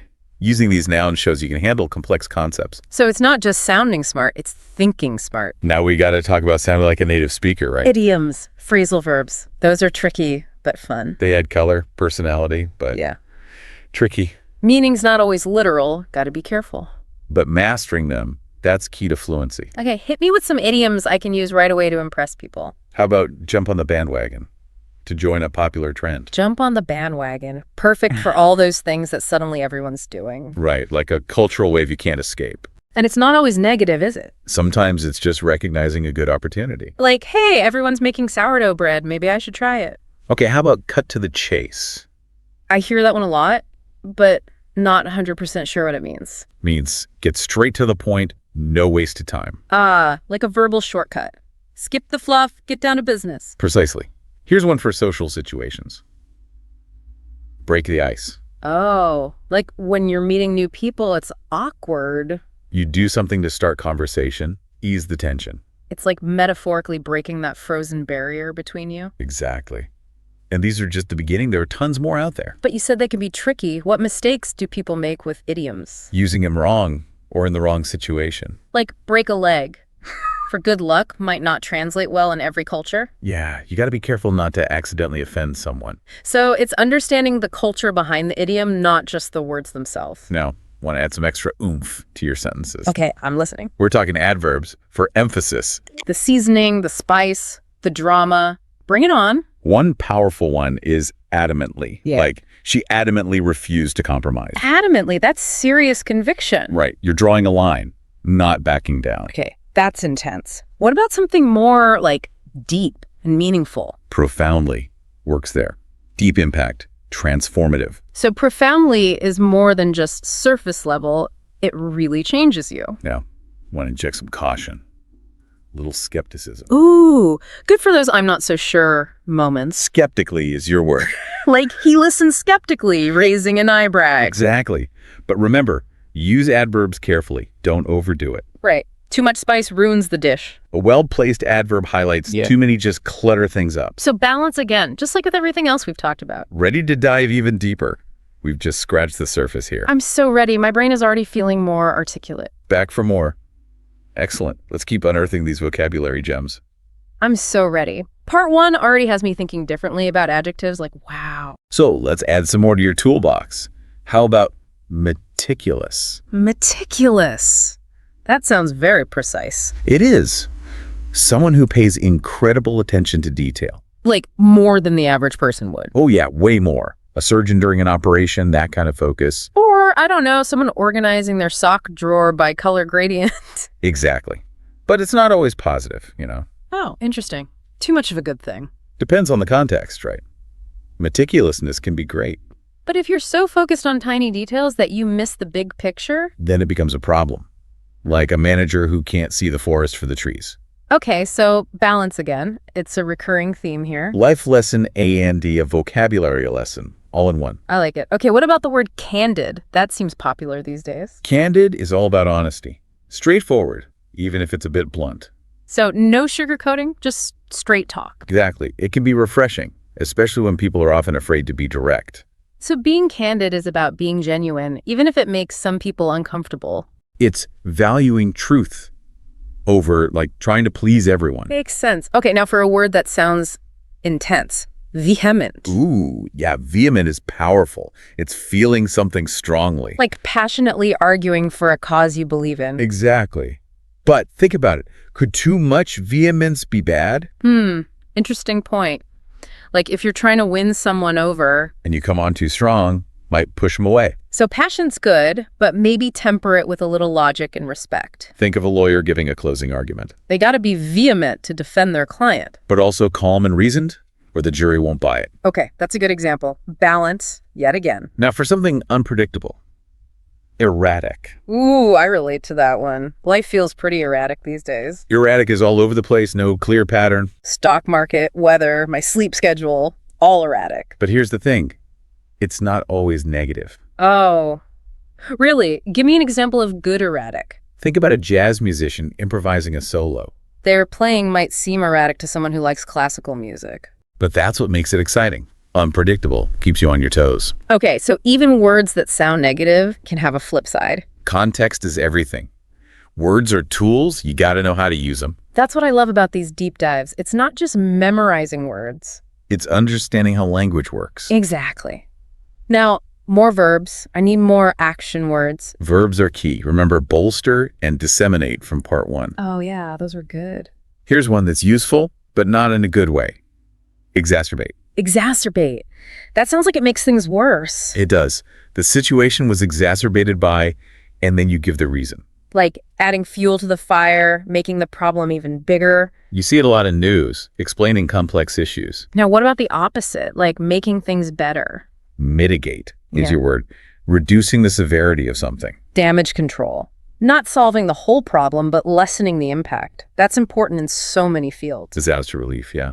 Or even just everyday life, mitigating stress, arguments. I need to use mitigate more. Sounds very in Right. control. Now for one that makes you sound super smart.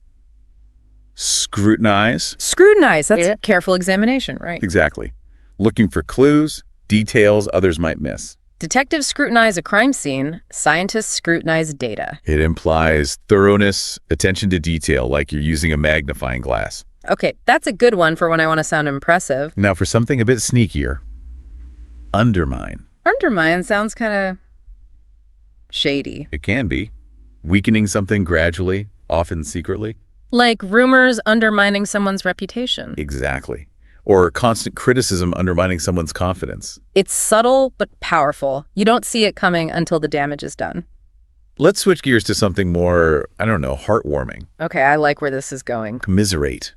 Yeah. To share in someone's sorrow. Commiserate. That's about empathy, right? Exactly. When a friend is going through something tough, you commiserate with them. It's that feeling of, I get it, I'm here for you. Very human. Okay, last verb for now. Illuminate. Illuminate makes me think of light bulbs, ideas. It's about making something clearer, easier to understand. Like a good teacher illuminates a complex topic for their students. Or a well-written article illuminates a current event. It's bringing something out of the darkness into the light. Here, finally, a simple but important one. Reiterate. Reiterate means to repeat something, Right. but for emphasis. Exactly. To make sure it's really sunk in, no room for misinterpretation. Like, I want to reiterate, this is very important. Okay, so tons of verbs, each with its own flavor. I'm feeling very empowered verb-wise. Now, ready for some noun power? Level up those conversations. All right, we've tackled those vivid adjectives, those dynamic verbs. We even dipped our toes into the world of idioms. Right. But there's this other category of words, kind of like the unsung heroes of good communication. The behind-the-scenes crew making everything run smoothly. Exactly. Connector words. They might seem small, but they're essential. Connector words. Okay, give me an example. What do they do? They help guide your listener or reader through your thoughts, create a flow. Ah, so without them, it'd be like a bumpy road all over the place. Exactly. Choppy, disjointed, hard to follow. Okay, I'm starting to see how these little words matter a lot. They're like the architects of clear communication. Okay, so which connector words should we be paying attention to? Let's start with ones that signal a contrast, like shifting gears in your argument. Ooh, I like that. Turning a corner, but smoothly. Words like however, nevertheless, on the other hand. However is definitely one I use a lot in writing. It's a classic. Signals, okay, here comes a different perspective. But what about nevertheless? It sounds more formal, maybe. Nevertheless has a bit more oomph to it. Like, despite what I just said, this other point still stands strong. Exactly. It emphasizes that your argument is still valid, even considering counterpoints. So if I'm in a debate, nevertheless is my secret weapon. You got it. Now, on the other hand, is a bit different. It sounds more like, let's look at both sides of this. Right. It's more balanced, presents alternatives without necessarily picking a side. Like, here's option A, and on the other hand, we have option B. Perfect example. It encourages thoughtful consideration. Okay, so we've got contrast covered. What else is there? Adding information, building on what you've already said. Like, and another thing, but fancier, right? Words like moreover, furthermore, in addition. Ooh, those sound impressive. Layering those ideas, making the argument stronger. Each one has a slightly different nuance, though. Oh, like what? Give me the moreover versus furthermore breakdown. Moreover adds weight to your argument. Like, this next point is even more convincing. It's the mic drop moment, but for arguments. While furthermore is more about expanding on the previous point. Providing more detail, going deeper into that specific idea. So it's not just a random list of points, they're connected. Exactly. Now, in addition is the most versatile, I'd say. Just a simple way to add another piece of information. Yeah, it's like, here's another thing to consider along with everything else. Keeps the conversation moving smoothly. Okay, so contrast, addition. What else? Cause and effect. Essential for clear reasoning. Ah, explaining how one thing leads to another. Words like therefore, consequently, as a result. These are like the logic connectors showing why things happen. So instead of just stating facts, you're building a chain of reasoning. But those words all sound kind of similar. What are the subtle differences? Therefore is the most direct, like this must be true because of what came before. It's a very confident conclusion based on the evidence you've given. While consequently suggests a more indirect relationship. Like there might be other factors involved. It's not always so simple. Okay, so it's cause and effect, but with a bit more nuance. Exactly. And as a result is somewhere in between, I'd say. So we've got options, depending on how direct we want to be. That's the beauty of language, right? So many tools to choose from. This has been amazing. Seriously, my brain is buzzing with all these new connections. That's what we aim for. And remember, the more you pay attention to these words, the more I'll start using them naturally without even thinking about it. you got it. It becomes second nature. Well, I feel equipped to go out there and conquer the world, one connector word at a time. That's the spirit. Remember, the power of language is in your hands. That's a wrap on our deep dive into powerful words. We hope you've enjoyed this linguistic adventure. And until next time, keep those words flowing. Keep those connections strong. Ever feel like you're just wading through a sea of words? Uh-huh. Yeah, I know that feeling. But today, we're diving into the deep end. That's right. We're going to explore some advanced English vocabulary, 15 words to be exact. Okay. And they're all from this book, Test Your English Vocabulary. Sounds like a challenge. Well, it's not about memorizing definitions or anything like that. Oh, good. We're going to uncover their hidden depths and how these words connect to the bigger picture. I like that. It's fascinating how these words can really unlock a deeper understanding of human behavior and communication and even our perception of time. Absolutely. And to make it a little easier, we'll group our 15 words into themes. Okay. First up, the art of communication, All right. or sometimes the lack of it. Right. Let's start with loquacious. I'm sure you've met someone like this. They could talk a blue streak. Yeah. Holding court at a party, even if no one else gets a word in edgewise. Oh, yeah, for sure. That's our loquacious friend. Yes. It's interesting to contrast that with someone who's laconic. They might only say a few words, but those words carry weight. Think of a seasoned judge delivering a verdict. Just brief, to the point, no wasted syllables. Oh, I like that example. Now, have you ever noticed how some people use big words to actually avoid clear communication? All the time. That's where obfuscate comes in. Right. It's like they're trying to build a wall of jargon to hide behind. It happens a lot, especially in fields like, law or finance. Yeah. Sometimes it's unintentional. They're so used to speaking a certain way, they don't realize it's confusing to others. Right. But other times it's a deliberate tactic, make things seem more complex than they are. Yeah, it's like they think if they use enough fancy words, no one will question what they're actually saying. Right. But we're smarter than that. Absolutely. We're going to see right through that obfuscation and get to the heart of the matter. And sometimes the most straightforward language is the most powerful. Okay, enough about communication. Let's talk about behavior. Our next group of words explore some interesting character types we all encounter. Okay. The sycophant, the ostentatious, and the austere. Let's start with the sycophant. All right. Oof. Just the word makes me cringe. You know that person who's always showering someone with insincere praise just to get on their good side? Yeah, the classic yes man, always trying to curry favor. It's interesting to think about why someone might behave this way. Could it be a lack of confidence or maybe even a manipulative strategy to gain power? Oh, it makes you wonder, right? Now let's swing to the opposite end of the spectrum with ostentatious. Okay. This is our friend who loves to flaunt their wealth or success. Oh, yeah. Think of the person who always has to have the latest designer clothes, the flashiest car, always name-dropping their fancy vacations. Yeah, it's all about outward appearances, often masking a deeper need for validation. It makes you think about our society's obsession with status symbols and material possessions, doesn't it? Totally. Now, in contrast to the ostentatious, we have the austere. This describes someone who lives a simple, unadorned life. Right. They're not interested in flashy displays or material wealth. Think of a minimalist who values experiences over possessions. That's a fascinating counterpoint to the ostentatious lifestyle. In a world that constantly bombards us with messages about what we should want and need, the austere individual chooses a different path. And I think the word propensity ties all three of these words together nicely. How so? Well, it refers to our natural tendencies or inclinations. We might have a propensity for flattery, for extravagance, for simplicity. These tendencies shape our behavior in all sorts of ways. Exactly. We all have propensities, and recognizing them in ourselves and others can be key to understanding why we act the way we do. Now let's shift gears and get a little philosophical. Our next group of words deals with time and the intangible. Okay. Ephemeral, ubiquitous, and the ineffable. All right. Have you ever experienced something beautiful but fleeting, like a stunning sunset that disappears in minutes? Oh, yeah. That's the essence of ephemeral.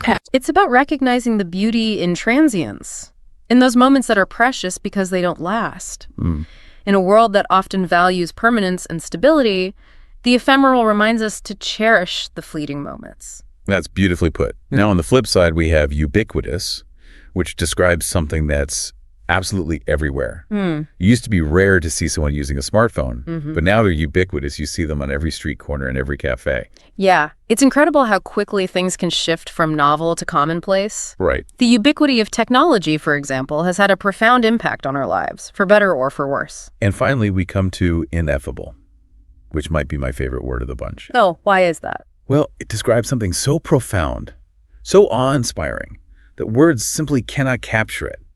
Have you ever had an experience like that, where language just failed you? Absolutely. Sometimes the most profound experiences are the ones that transcend language, like the feeling of standing on a mountaintop overlooking this vast landscape or witnessing the birth of a child. These are moments that defy easy description. It makes you realize the limitations of language, doesn't it? There are some things that words simply can't convey. And yet that doesn't stop us from trying, from searching for the words that come closest to expressing the inexpressible. Well said. Ready to tackle our next set of words. Hit me with it. This group focuses on actions and reactions. Yeah. Perfunctory, temerity, and recant. We'll start with perfunctory. Okay. You know those days when you're just going through the motions? Yeah. Doing something out of habit or obligation, but without any real heart? Yeah. That's perfunctory in action. We all have those days, right? The key is to recognize when we're stuck in a rut and to make an effort to infuse our actions with more intention and meaning. So true. Now let's talk about temerity. Right. This word is all about boldness, audacity, even a little bit of recklessness. It's about having the guts to do something daring, even if it goes against the grain. Right. Have you ever witnessed an act of pure temerity? Yes. Actually, I recall a time when a junior researcher presented this groundbreaking theory that challenged, the established thinking in the field.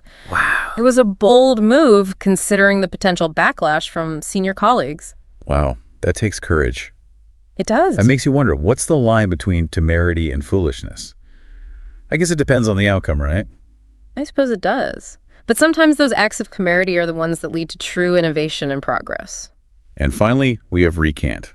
Okay. This is about taking back your words, admitting you were wrong, often in a public way. Right. It could be a politician retracting a statement, a scientist revising a theory, or someone simply owning up to a mistake. It's a powerful act, recanting. Yeah. It requires humility, a willingness to acknowledge our fallibility. In a world where people are often afraid to admit they're wrong, recanting can be a sign of true strength and integrity. It's about putting truth above ego, which can be a tough thing to do. It can. All right, ready to move on to our last group of words. Let's do it. This one's all about dreamers and realists, and it centers around the word quixotic. Quixotic. Named after the idealistic knight, Don Quixote. Right. He's famous for tilting at windmills, mistaking them for giants. It's a wonderful example of how idealism and imagination can sometimes clash with reality. Exactly. The word quixotic captures that blend of idealism, romanticism, and perhaps a touch of naivete. Yeah. It makes you think about the balance between chasing dreams and being grounded in reality. It's a delicate balance, isn't it? On the one hand, we need idealism to inspire us, to push us beyond the limits of what seems possible. But on the other hand, we need pragmatism to navigate the complexities of the real world and make progress towards those ideals. So true. Yeah. And sometimes those seemingly impossible quixotic goals can lead to unexpected breakthroughs. Absolutely. It's about finding that sweet spot between dreaming big and taking practical steps to make those dreams a reality. What about you? Do you have any quixotic goals you're pursuing? That's a great question. I'm going to have to ponder that one for a bit. Okay, but in the meantime. So, any thoughts on those quixotic goals? Did any come to mind during that little pause?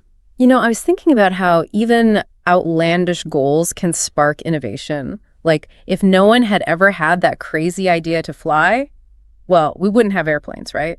It's true. Sometimes it's not about reaching that exact vision, but what we discover on the way there. Exactly. And speaking of journeys, it strikes me how the words we've been discussing, they're not just isolated units of meaning. They're part of a larger system. Right.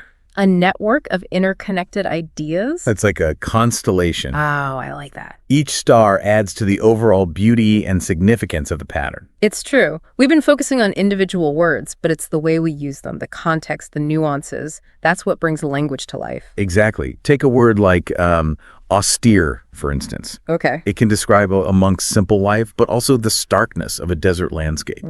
Or even like a government's harsh economic policies. Same word, but vastly different connotations depending on how it's used. It reminds me of how a single musical note can evoke different emotions based on the melody and the surrounding notes. That's a fantastic analogy.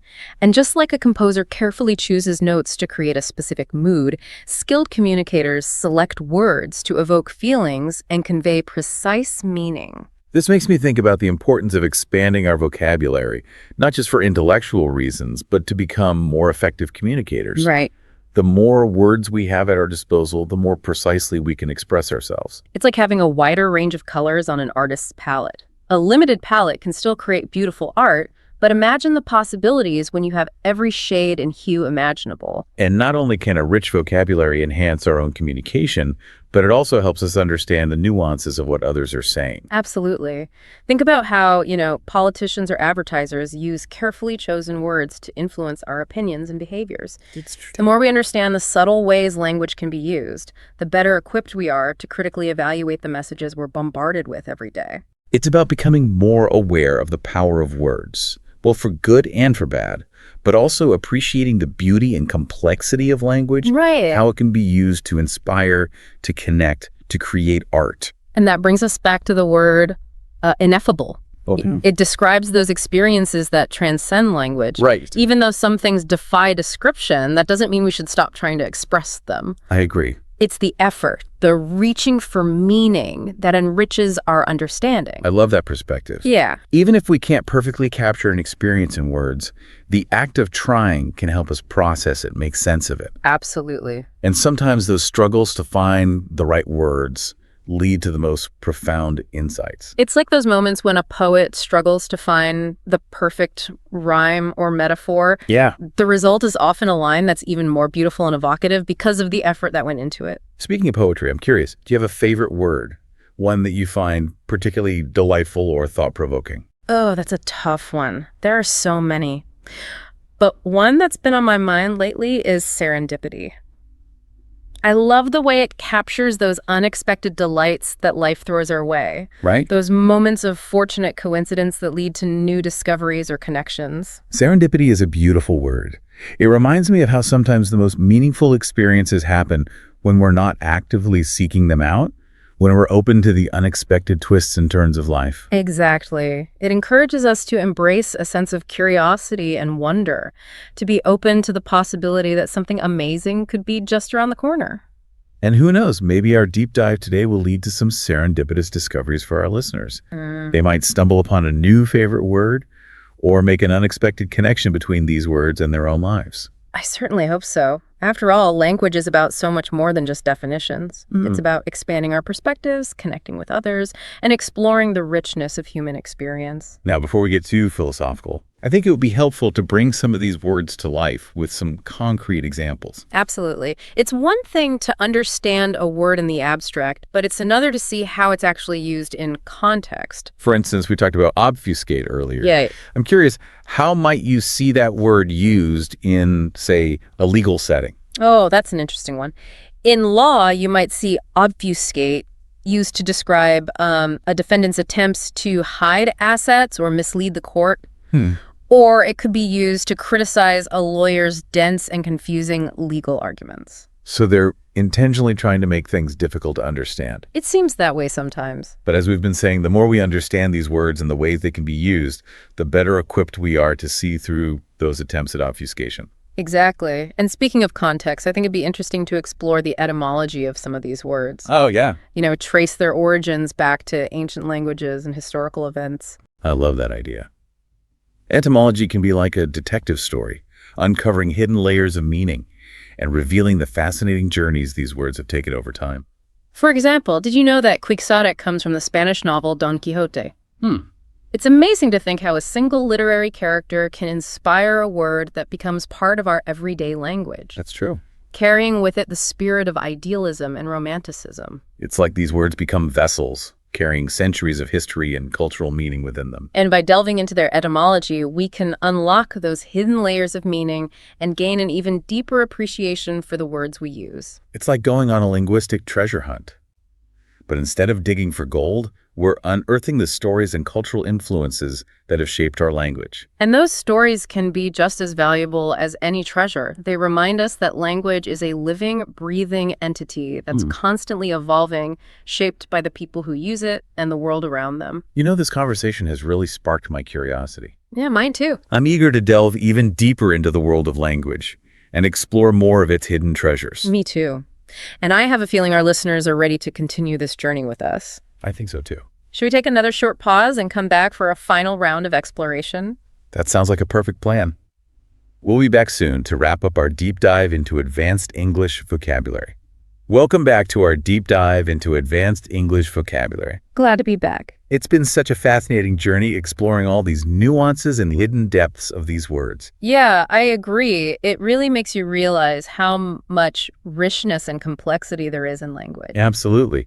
And we haven't even touched on idioms and slang, Oh, that's right. which adds another layer of color and expressiveness to language. Imagine trying to explain kick the bucket or spill the beans to someone learning English for the first time. Oh, that's a good one. It'd be like trying to teach them a secret code. Absolutely. Huh? And every language has its own unique set of idioms and colloquialisms, right? Right. It really reflects the history and the culture and even the sense of humor of a language. Makes you realize how much language is tied to our identity, Yeah. both as individuals and as members of a particular community. And it highlights the importance of cultural exchange and understanding. Yeah. The more we learn about other languages and their nuances, the more we expand our own worldview. Now, before we wrap up, I wanted to touch on something we haven't really talked about yet. The role of grammar and syntax in effective communication. Ah, yes, grammar and syntax. While we've been focusing on individual words, it's the way we arrange those words, the structure of our sentences. That's what allows us to convey complex thoughts and ideas. It's like building a house, right? Yeah. You need strong, well-crafted bricks, but you also need a solid framework to hold them together. Precisely. Grammar and syntax provide that framework. They ensure that our message is clear and coherent and easy to understand.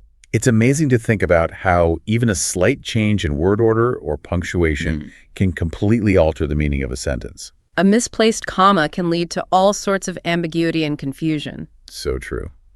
And that brings us to another important point, the importance of being precise and intentional with our language choices. Especially in written communication where we don't have, like, the tone of voice or body language to help convey our meaning. Exactly. It makes you realize how much responsibility we have as communicators to use language carefully and thoughtfully. And it highlights the importance of editing and revising our work to make sure our message is clear, accurate, and free of errors. Well said. Now, as we come to the end of our deep dive, I want to leave our listeners with a few key takeaways. Okay. First and foremost, language is constantly evolving. It's true. New words are being coined all the time. Old words take on new meanings. It's like a river, Yeah. always flowing and changing shape. Which means we need to be lifelong learners. Always curious about language and how it's being used in the world around us. I also want to encourage our listeners to embrace the power of language, Absolutely. to see it as a tool for connection, for creativity, for making a difference. Words have the power to inspire, to inform, to persuade, to heal. But they can also be used to harm, to deceive, to manipulate. So it's crucial that we use them responsibly and ethically. Couldn't agree more. And finally, language is a source of endless fascination and delight. There's always something new to discover, some hidden meaning to uncover, some unexpected connection to make. That's one of the most beautiful things about it. So keep exploring, keep learning, keep playing with words, and most importantly, never stop being curious about the incredible power of language. Well said. Until next time, keep diving deep into the world of words. Okay, have you ever felt like native English speakers are just talking way too fast? Yeah. It's like they're speaking some kind of secret code or just mumbling. Great. You shared a masterclass with me about speaking and understanding faster English, so we are diving into that today. Yeah, and I think it'll be great to not just figure out how to understand rapid-fire English, but also how to speak it more naturally and fluently ourselves. For sure, for sure. I saw in the source material, they talk about this shadowing technique. I'm really curious to learn more about that. But first, like, why does English sound so fast to non-native speakers in the first place? I think it's a few different things all coming together at once. One big thing is connected speech, Okay. which is basically how words kind of blend together. Like, Yeah. instead of what do you want? It sounds more like wadaya wanna. Yeah. So it's not that the words themselves are faster. It's just they all kind of, They mush together. yeah, they get mashed together, yeah. And then there's all those contractions too, right? Absolutely. Contractions and reductions are everywhere in natural English. And I think they definitely add to the speed. Things like, going to do, becoming gonna, or want to, shrinking to wanna. Yeah. It's like we like to be lazy with our words, but it makes it hard for people to understand. Yeah. No, what is this schwa thing I keep hearing about? Yeah, so the schwa, What is that? the schwa is a tricky one. It's like this chameleon vowel that like changes based on the sounds that are around it. Oh, okay. It's this really unstressed, kind of like mumbly sound you hear in words like, the classic example is banana. It's not banana, it's more like bunana. Yeah. Just becomes this like lazy sound. So like the schwa, it can pop up in any word then. Yeah. Not just, banana is the one everyone uses. It can even happen a bunch of times in the same word. Like think of the word photography. Yeah. It's not photography, it's more like photography. Oh, wow. Okay, yeah. The schwa can really change how a word sounds. It really is like a secret code. I think an audio example would be really good here. Yeah. The masterclass actually gives an example of, I should have told you earlier, both at kind of a slower speed and a native speed. Okay, So let's listen to that. sounds good. Audio plays, I should have told you earlier, followed by, I should have told you earlier. Yeah, it's crazy. It does. It's almost like two different languages. I can totally see why this is a challenge. Yeah. But what's cool is that you don't necessarily need to hear every single sound Right. to get what's being said. Our brains are actually really good at filling in the missing information.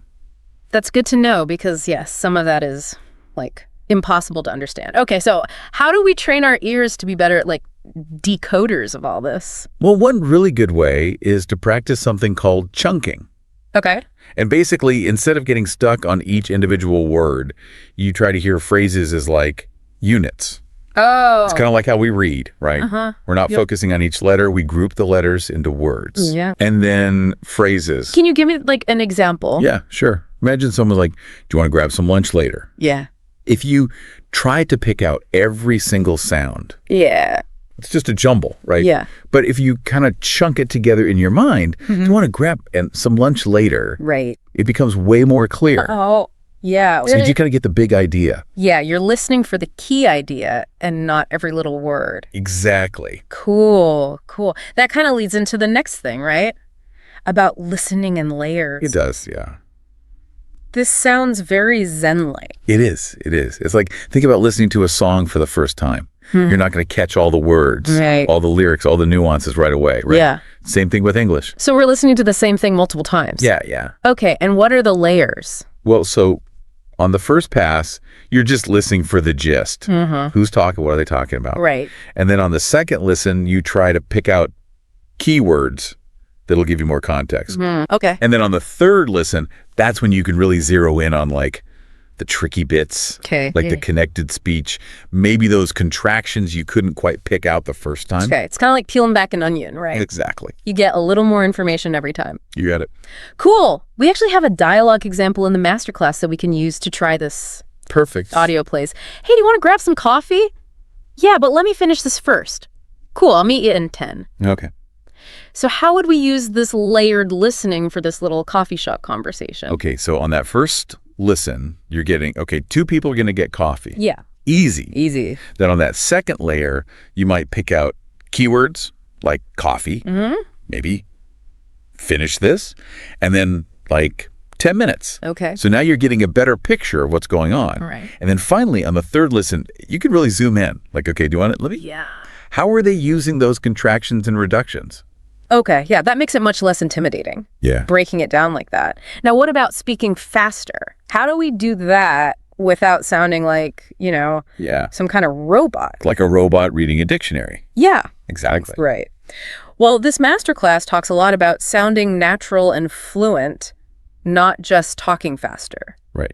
Like you said, we don't want to sacrifice clarity just to sound fast. Yeah, so are there specific techniques for this?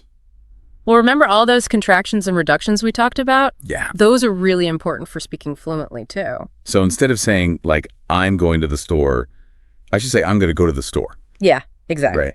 Oh. And it might feel a little weird at first, It does. but I promise it just makes your English sound smoother and more effortless. Okay. But how do we actually get used to doing that? Right. Well, that's where that shadowing technique comes in. Okay. So you are going to be like a vocal chameleon.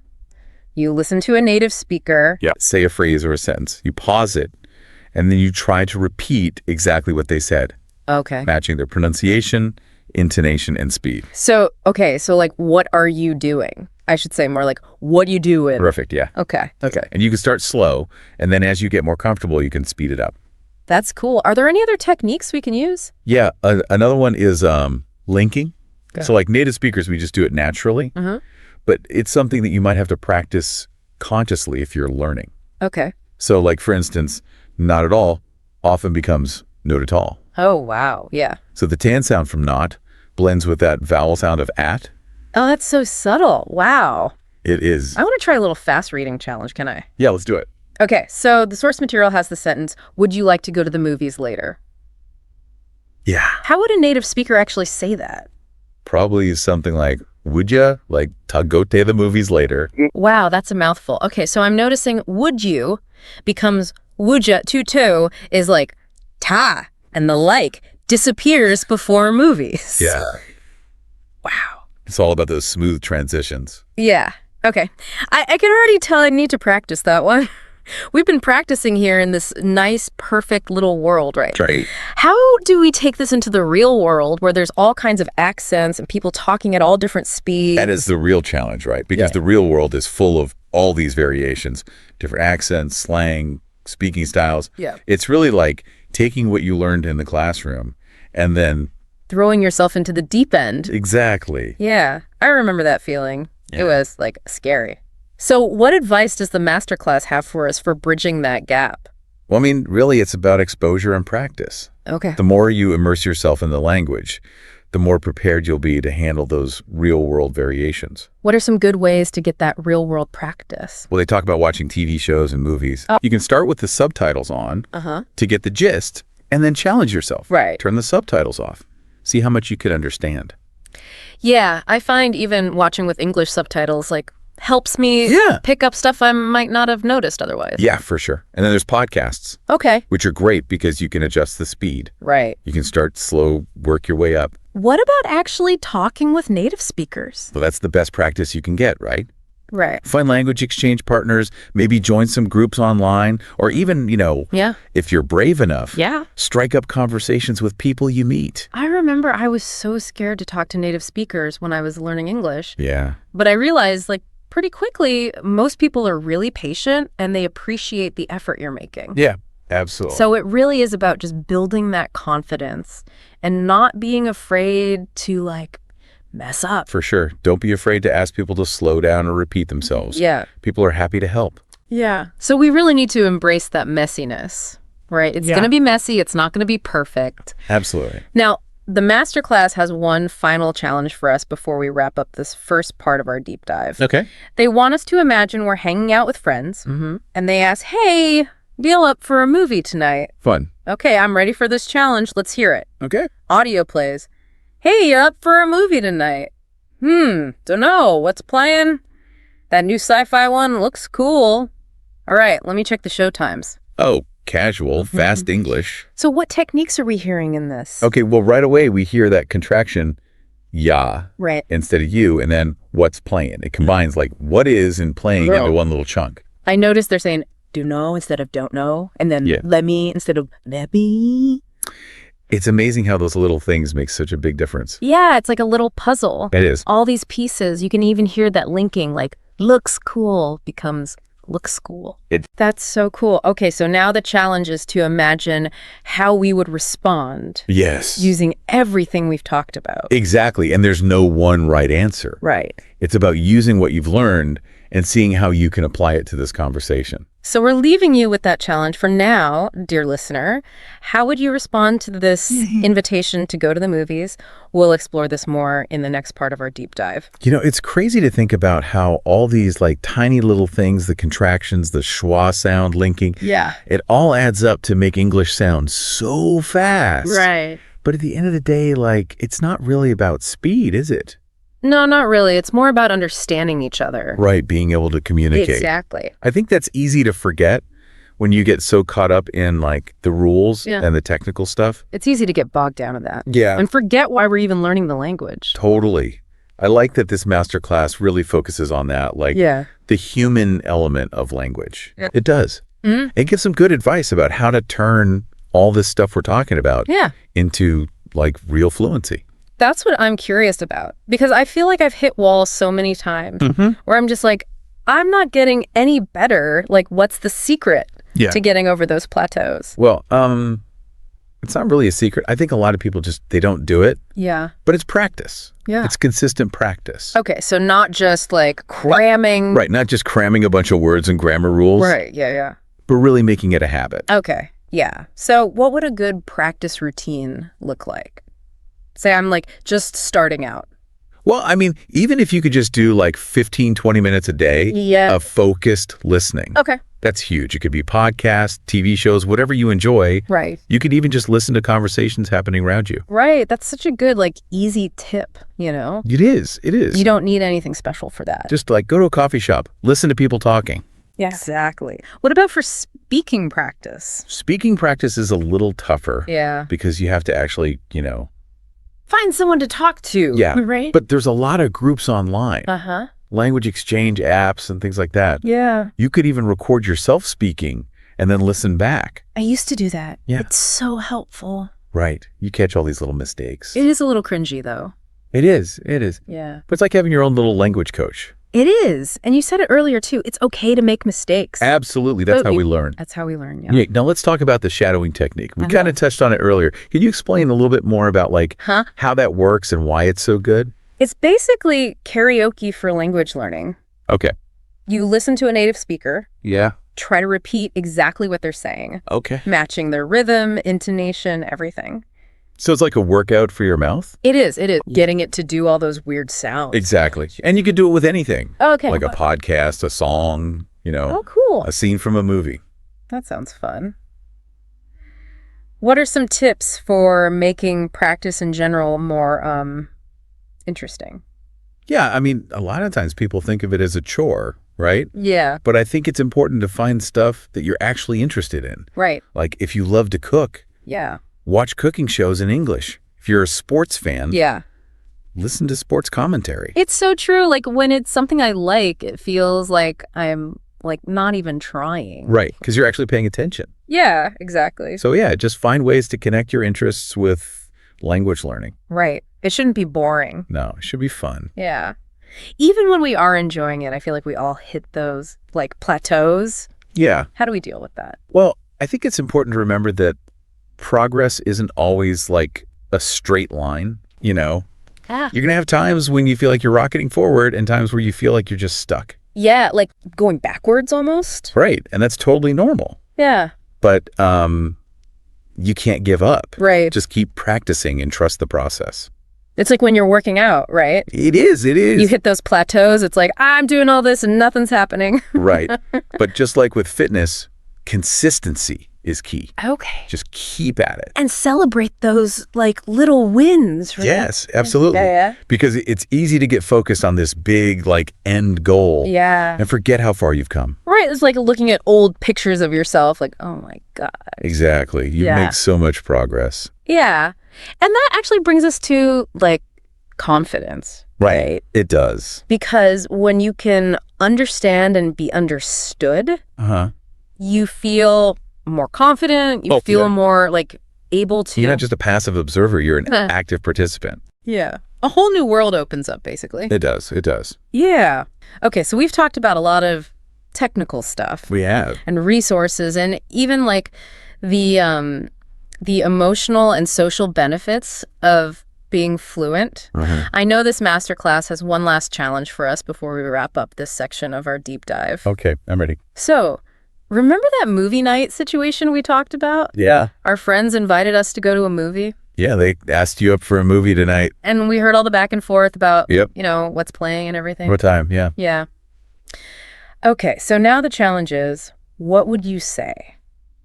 There's no script this time. No, I like it. Just like, what would you say? It's like they're saying, okay, here are all the tools. Now you go. Exactly, yeah. Make something beautiful. Yeah. It's your turn. Yeah. And I think that's what this whole deep dive is about, right? It is, yeah. It's not about memorizing. Yeah. It's about being able to actually use the language. It's about empowering you to use the language. Yeah, yeah. So, dear listener, that's the challenge for you. Put yourself back in that situation. Yep.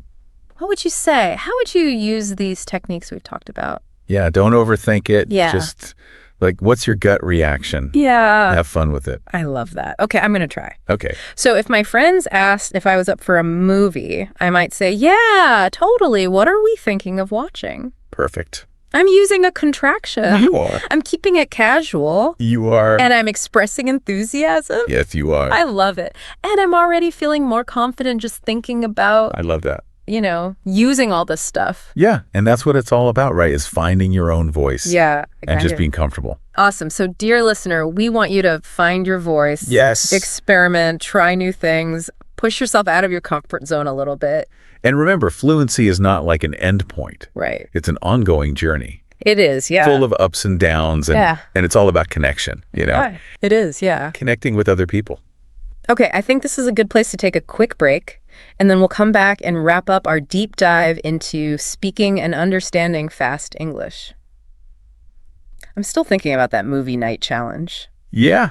I like how it makes us actually, use what we learned. It is. It's a good way to, bridge the gap between the ideas and actually putting it into practice. Totally. It reminds us this isn't just about, memorizing rules. It's about, using language to actually talk with people. Right. Language is about connection. Yeah. This deep dive has been awesome. Yeah. Can we do a quick recap of what we talked about? Yeah, for sure. Just to make sure I've got all the key takeaways. Okay, well, I think the first thing to remember is that speed is just one part of being fluent. Okay. You don't want to just talk fast. Yeah. You got to be clear. Yeah. And you got to sound natural. Right. So it's like a balance. Exactly. Okay. And one way to do that is using all those contractions and reductions. Yeah, definitely. Those are super important. Yeah. They really make your English flow. Now, what about chunking?